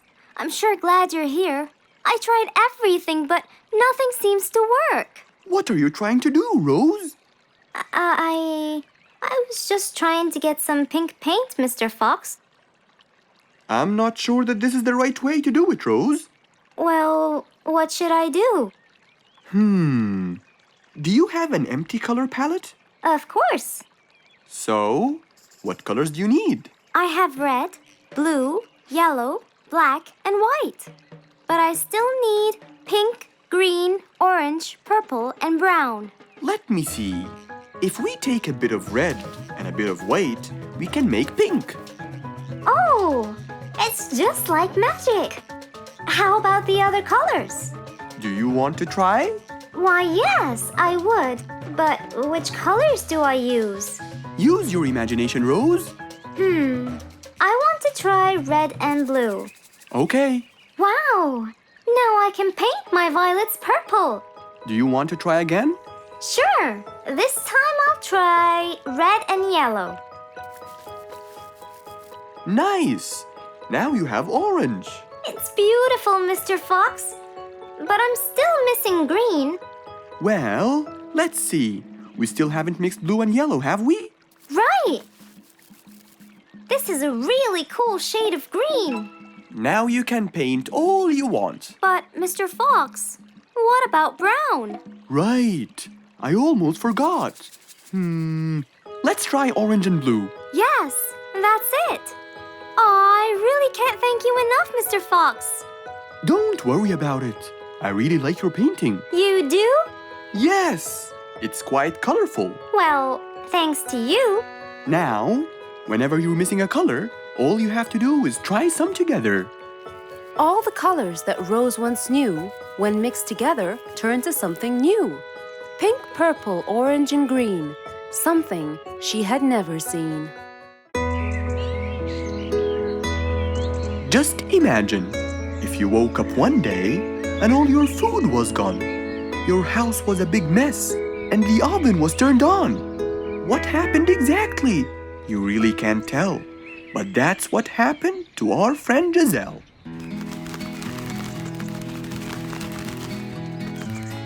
It was a lovely morning, just like all others. But when Giselle arrived, she was burdened with troubles.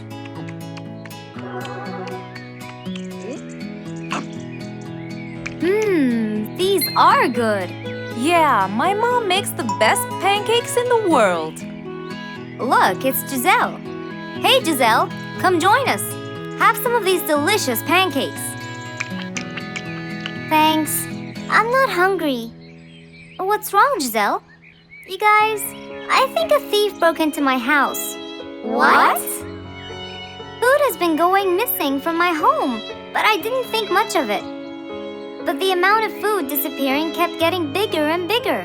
And yesterday, all of my food went missing. And there was a huge mess at my house. I even found the oven turned on. My house could have burned to the ground. Oh, I'm so sorry to hear that. Are you okay? This sounds really dangerous. What if this happens to my house next? calm down. Whatever it is, I'm sure we can deal with it. Giselle, let's go to your house and check it out. And so, they left for Giselle's house. They had no idea what would be waiting for them. Oh dear, what a mess! Did you not hear them at all? I heard noises, but by the time I got up, they were gone.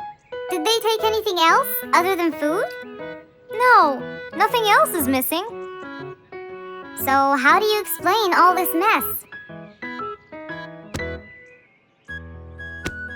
Maybe they were trying to find their way in the dark. I think Bingo's right. They didn't want to turn the lights on so no one would see them. Yes, but there are more important things.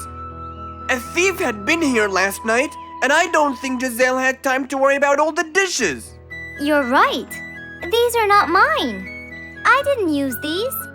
That means that whoever was here didn't just steal the food. They ate it all here. That would explain why the oven was on. They cooked. Okay, calm down. We'll figure out a plan to catch them. But first, let's clean everything up. They started cleaning the house, trying to help their poor friend out, while being so worried about what's going to happen next. Any idea how we're going to catch them? I have an idea. We'll have a neighborhood watch. You know, we'll stay up around the house so we can catch them as soon as they come near. Sounds great. Giselle, why don't you go and get some sleep? We'll take care of it. Thanks, guys. They all sat in anticipation, ready to jump on the thief without any hesitation. But hours passed by with no one in sight. They started to become very, very tired. Does anybody else feel a little bit sleepy? Yeah, and cold, and a little hungry.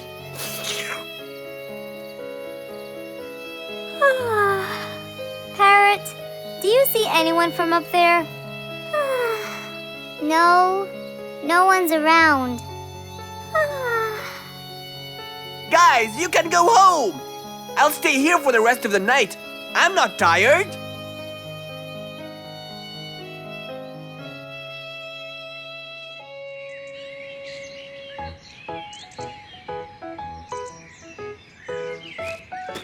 Good morning!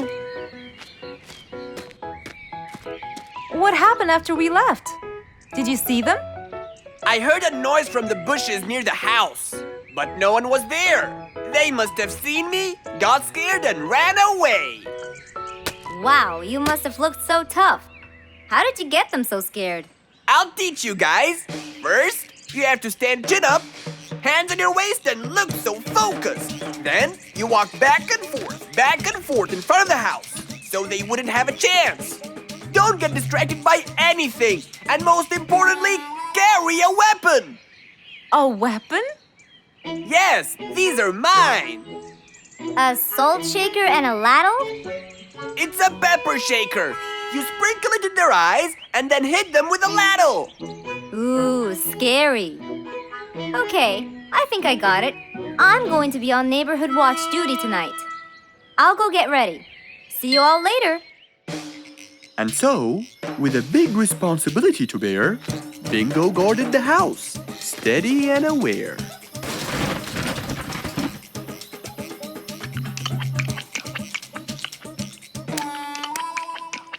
Zebra, what are you doing?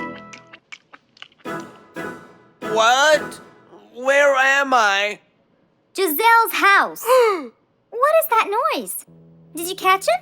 Yes, it's Zebra. He's been sleepwalking and eating all your food. Oh no! Giselle, I'm so sorry. I wasn't stealing your food. This happened before. I sleepwalk a lot. Don't be mad. I can't believe it's been you all along. That is so funny. You're not going to tell everyone about it, are you? If she doesn't, I will. I knew you couldn't scare a thief away with a ladle. You could!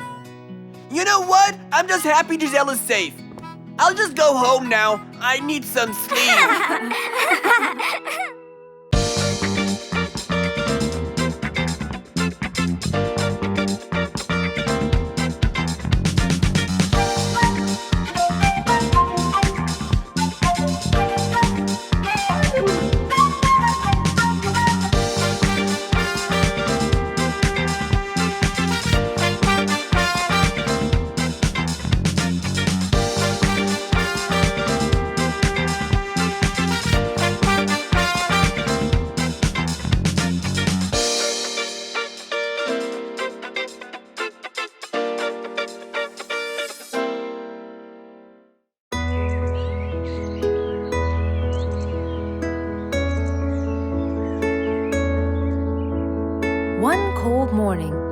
While everyone was shivering in their houses, Mr. Fox woke up and went to watch his favorite team play.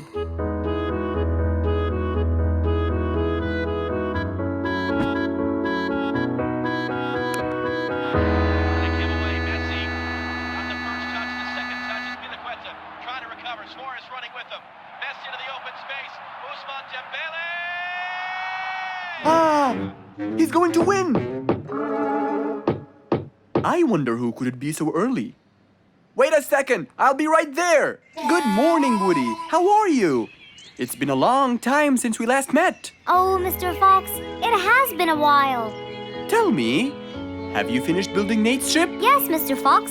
I used teak and bamboo. Nate liked it a lot. He took it out on a trip. He and his friends had so much fun. Great! Mr. Fox, I noticed how beautiful your flowers look. You take really good care of them. Of course. And you know what? I'll tell you everything I know about flowers. Really? Thank you, Mr. Fox. Come in and have a seat while we talk. Okay. Woody followed Mr. Fox inside. Feeling a little cold, he waited patiently while Mr. Fox prepared 2 nice bowls of hot soup for them both. Here you go. Thank you. It's delicious. Glad you liked it. Now tell me, what's bothering you, Woody? How did you know that something was bothering me? I know you all too well, my friend. Okay. You know, it's really nice and warm here. Yes, warm weather helps me think and relax. Well, Mr. Fox, I'm sure you know that I've been a carpenter for a long time now. Of course. And during the winter, my business blooms. And my customers increase because I sell them the wood they use for their fireplace. Very good. But where's the problem? The problem is, they're not all the same. So each customer needs the wood to be suitable in size for his fireplace. That's true. And as you know, I work alone. So I take so much time and effort to cut and adjust the wood to suit each and every customer in this jungle. Sounds like a serious problem. He looks really worried. Okay, Woody, why don't you come with me to my workshop? It's round the back. There, we can think together and I can invent something to help you solve your problem. I really hope so, Mr. Fox. Don't worry, we will. I know. And you taught me that there's a solution to every problem. And Mr. Fox solves every problem. Ha ha ha! That's right, Woody.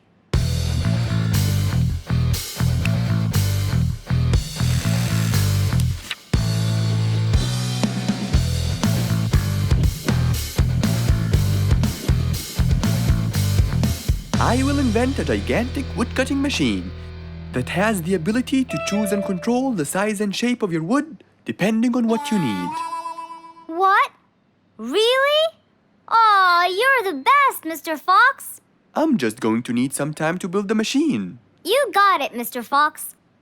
I'll go get a few things done and I'll come back. Okay, I'll see you then, Woody.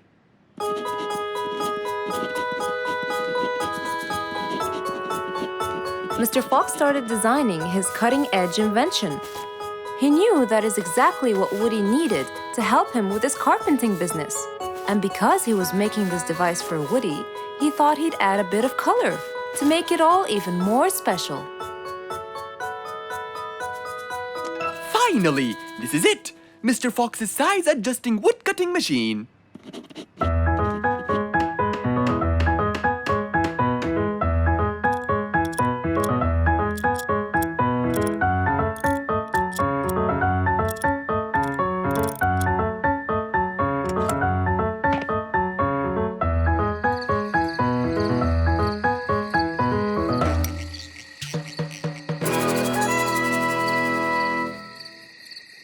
After finishing the device, Mr. Fox sat to listen to his favorite music, waiting for Woody, who came knocking on the door.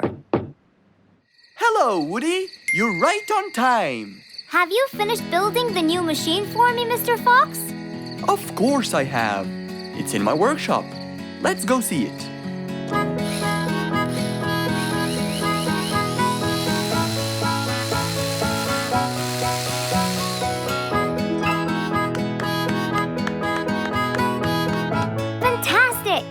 I don't know how to thank you, Mr. Fox. I'm really grateful for what you've done. Don't thank me. I only did what I had to do. I'd better be off now to cut more and more wood. Have a wonderful evening, Mr. Fox, and thank you again. Good night, Woody. See you soon.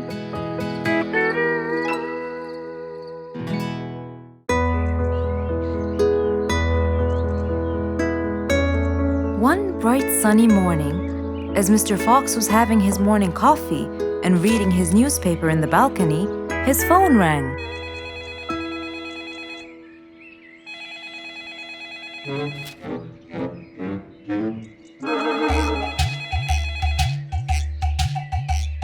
Who could it be so early in the morning?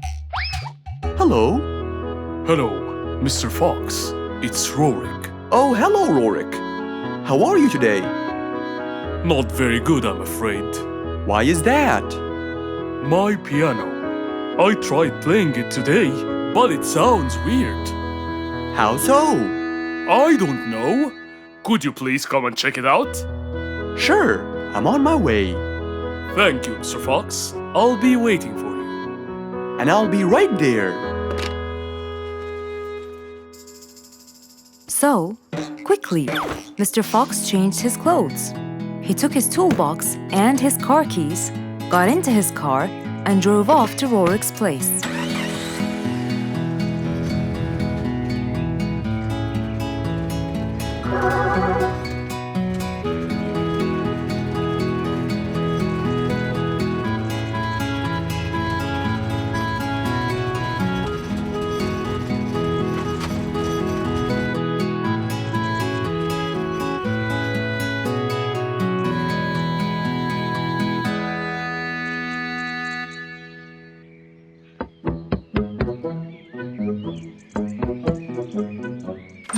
Hello, Mr. Fox. One moment, please.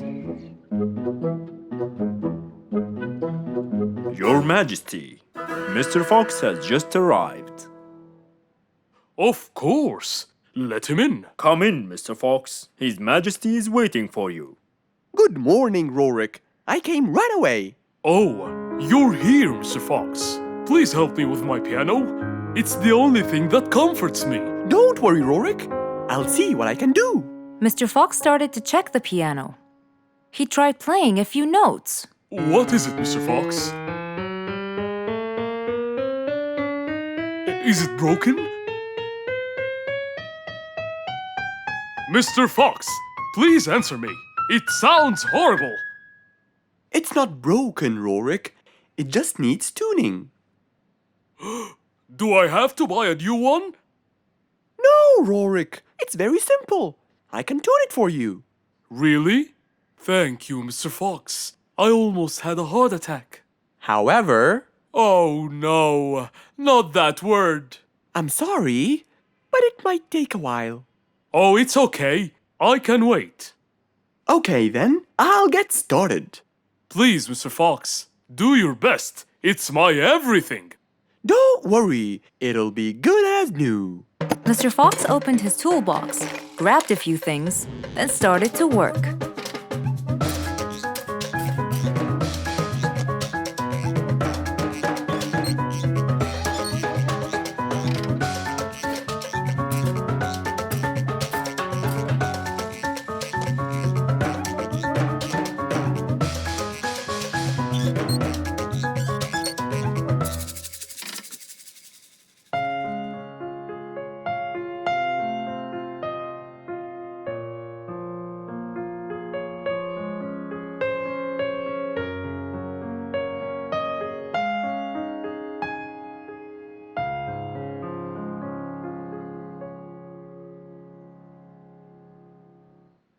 Beautiful. It sounds beautiful. Told you everything will be alright. I can't believe it. Thank you so much, Mr. Fox. Anytime, Rorik. And with that, Mr. Fox's work was all done. He waved goodbye and drove along happily. He had helped out a friend once more.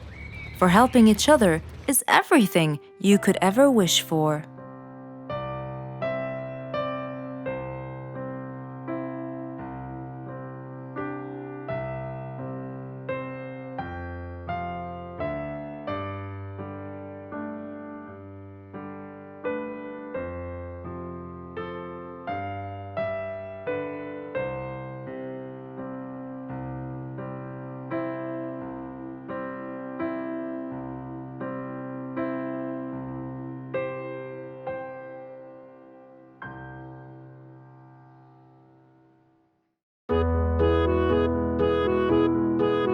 Mr. Fox was known for his kindness and helping others. Everyone went to him for advice, even Woody, the jungle carpenter.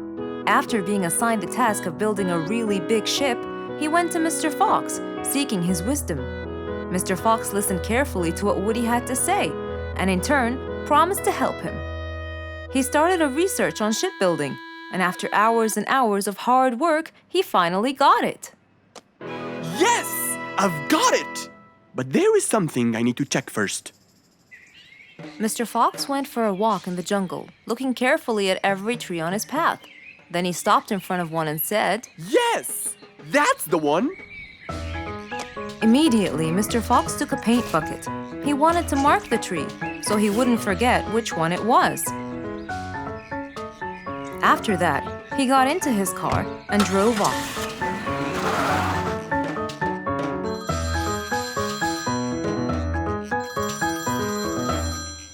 When he got home, he called Woody to tell him that he had found the perfect solution to his problem. It only took a few minutes before... Oh, Woody, right on time.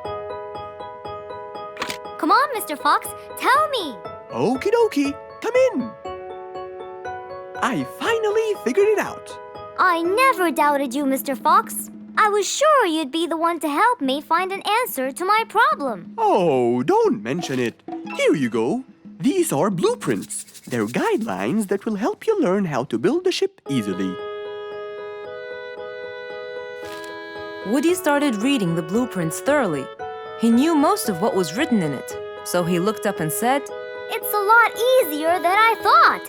Thank you so much, Mr. Fox. Oh, but Mr. Fox, what about the materials that I'll need to build it? Here's a list of all the materials you'll need.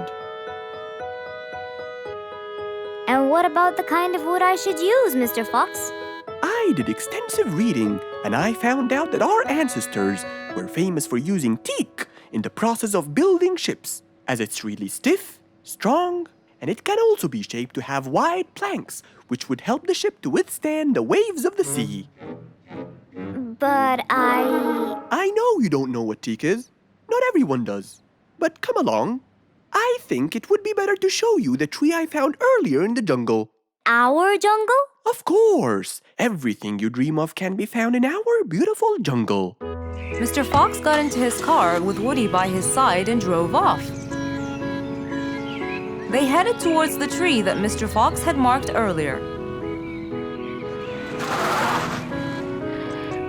Here's the tree. Huh? I have loads of that wood in my store, but I never knew that I could use it to build ships. I didn't know about teak either. But with a little bit of research, everything is open to you, my friend. Mr. Fox, I can't thank you enough. I'm really happy right now. I'll never forget what you've done for me. It's my pleasure, Woody. Now that I know what I should do, I'll go back and start building that ship for Nate as fast as I could. Thank you again, Mr. Fox. So, after helping his friend, Mr. Fox got into his car and drove away happily. You know, it's true what they say. A friend in need is a friend indeed.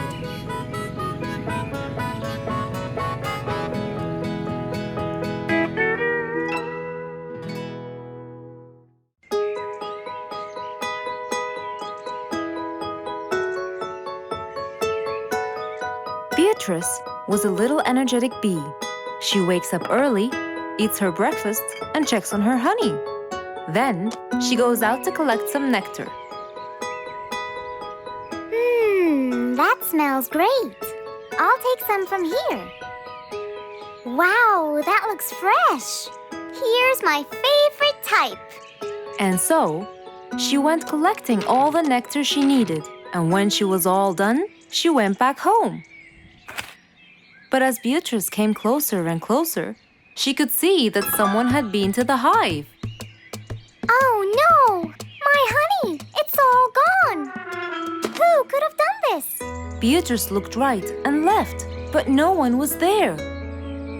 Sadly weeping with grief, she went to the place where she might find relief. Oh, Beatrice. How have you been? Mr. Fox! Beatrice, what happened? Someone stole my honey and destroyed my hive. Who would do such a horrible thing? I have no idea. I was out collecting nectar, and when I came back, I found... Calm down now, calm down. I don't know what I should do. Mr. Fox felt sorry for Beatrice. He kept thinking of a way to prevent this from happening again. Aha! I got it. You know who did this? No, but I can prevent this from happening again. Really? Really? Come with me. At once, Mr. Fox ran to his workshop. He grabbed some steel, some wooden plates, and his toolbox. He then hopped into his car with Beatrice by his side and drove away.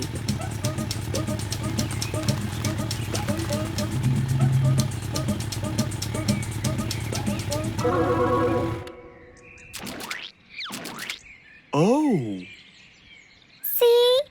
I told you. It's a complete disaster. you were right. But don't worry, everything will be okay now.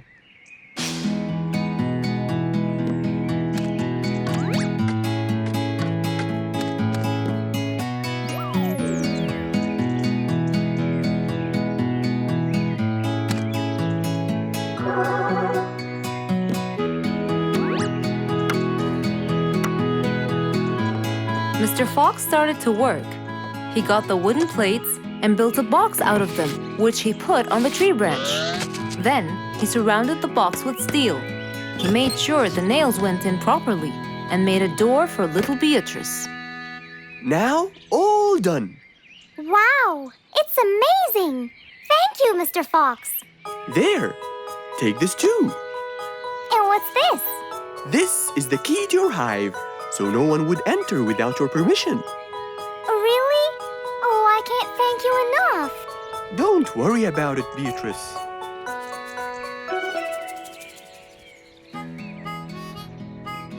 Here, Mr. Fox, this is for you. What's this?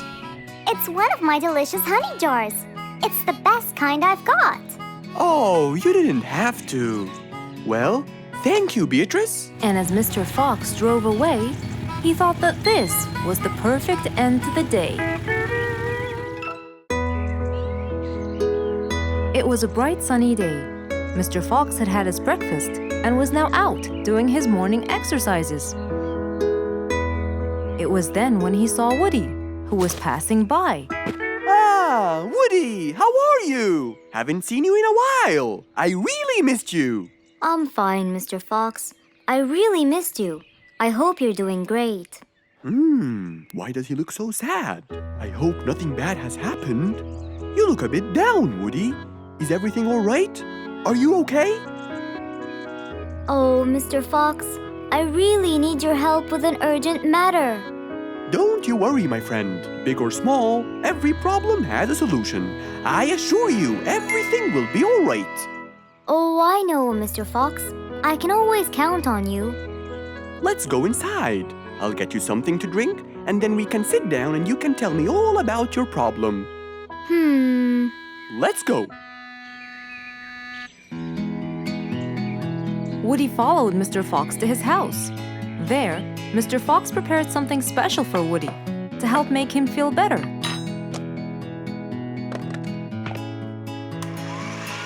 I made you some fresh orange juice. This will help you relax and cheer you up. Oh, you're very generous. I love orange juice. Thank you.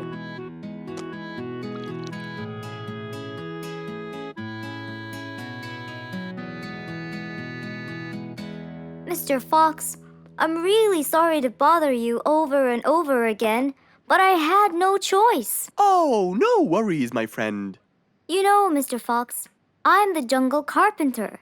My business has been growing recently, and now I have many customers. Yes, you're a hard worker. You deserve it.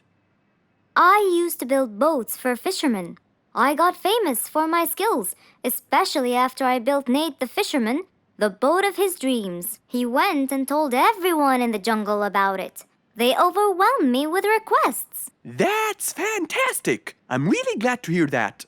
But Nate came to me yesterday and asked if I could build him a ship. One big enough for him and all his friends, as he is planning to go on a fishing trip. It's for a special trip, he said. Yes, I've heard about that. Well, the problem is, I've never built a ship before, and I have no clue what kind of wood I'm supposed to use. I don't know what to do. How will I build him the ship he needs without the proper wood? Will you help me, Mr. Fox? Whoa, that's a serious problem. I'm gonna have to look through my books. Well, you're never too old to learn something new. I could use some time. I'll call you as soon as I find a solution. I will be waiting for your call. I know you'll be able to help me, Mr. Fox. After Woody left, Mr. Fox started his researches on shipbuilding.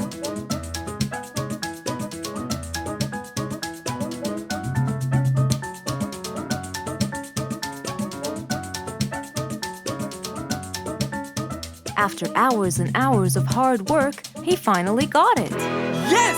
I've got it! But what did he get? We'll find out in the next episode.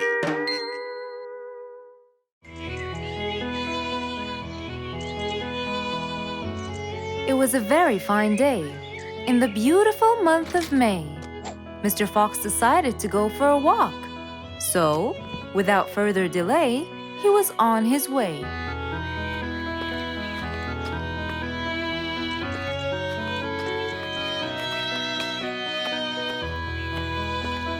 While Mr. Fox was walking, enjoying the sun and the trees, he heard a quarrel at a distance and someone saying, Stop!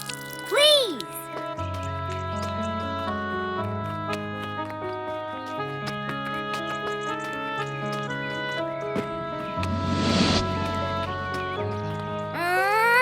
What?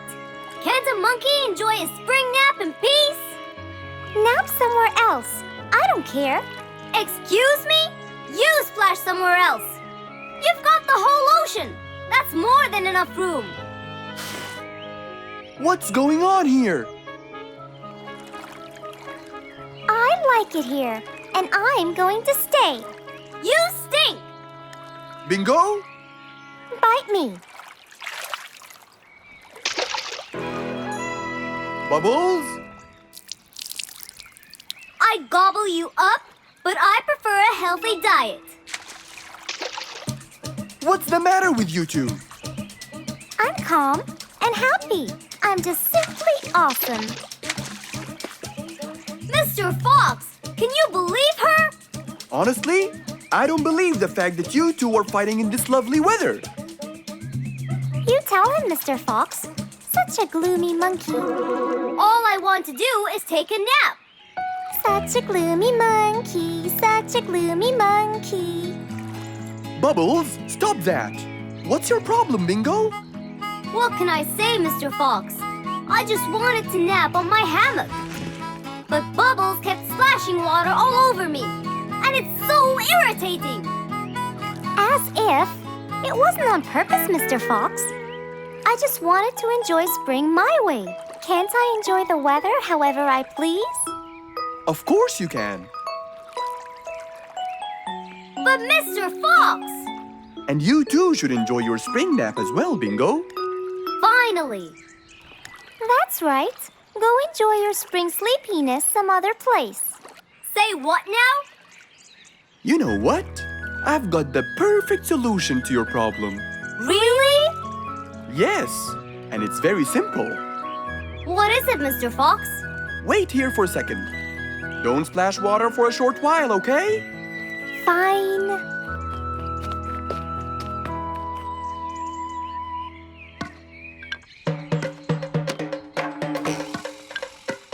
The hammock was very close to the lake. That's why Bingo got water all over him every time Bubbles splashed.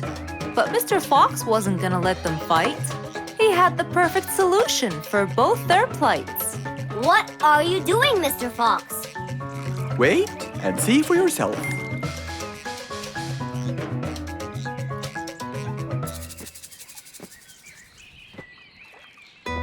Let's see. First, we'll untie the hammock. 1, 2, 3, 4, 5. Now, we'll go a few more steps up and tie the hammock again. Here's good. There you go. Try it now, Bingo.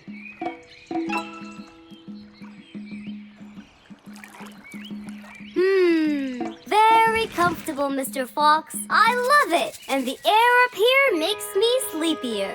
Bubbles, give me your biggest splash. Whoa! Ha ha ha ha ha. Whoops. Sorry, Mr. Fox. Don't worry about it. I feel fresh. Mr. Fox's work was done. First there was trouble, now there was none. For there was indeed no better deed than rushing to help a friend in need.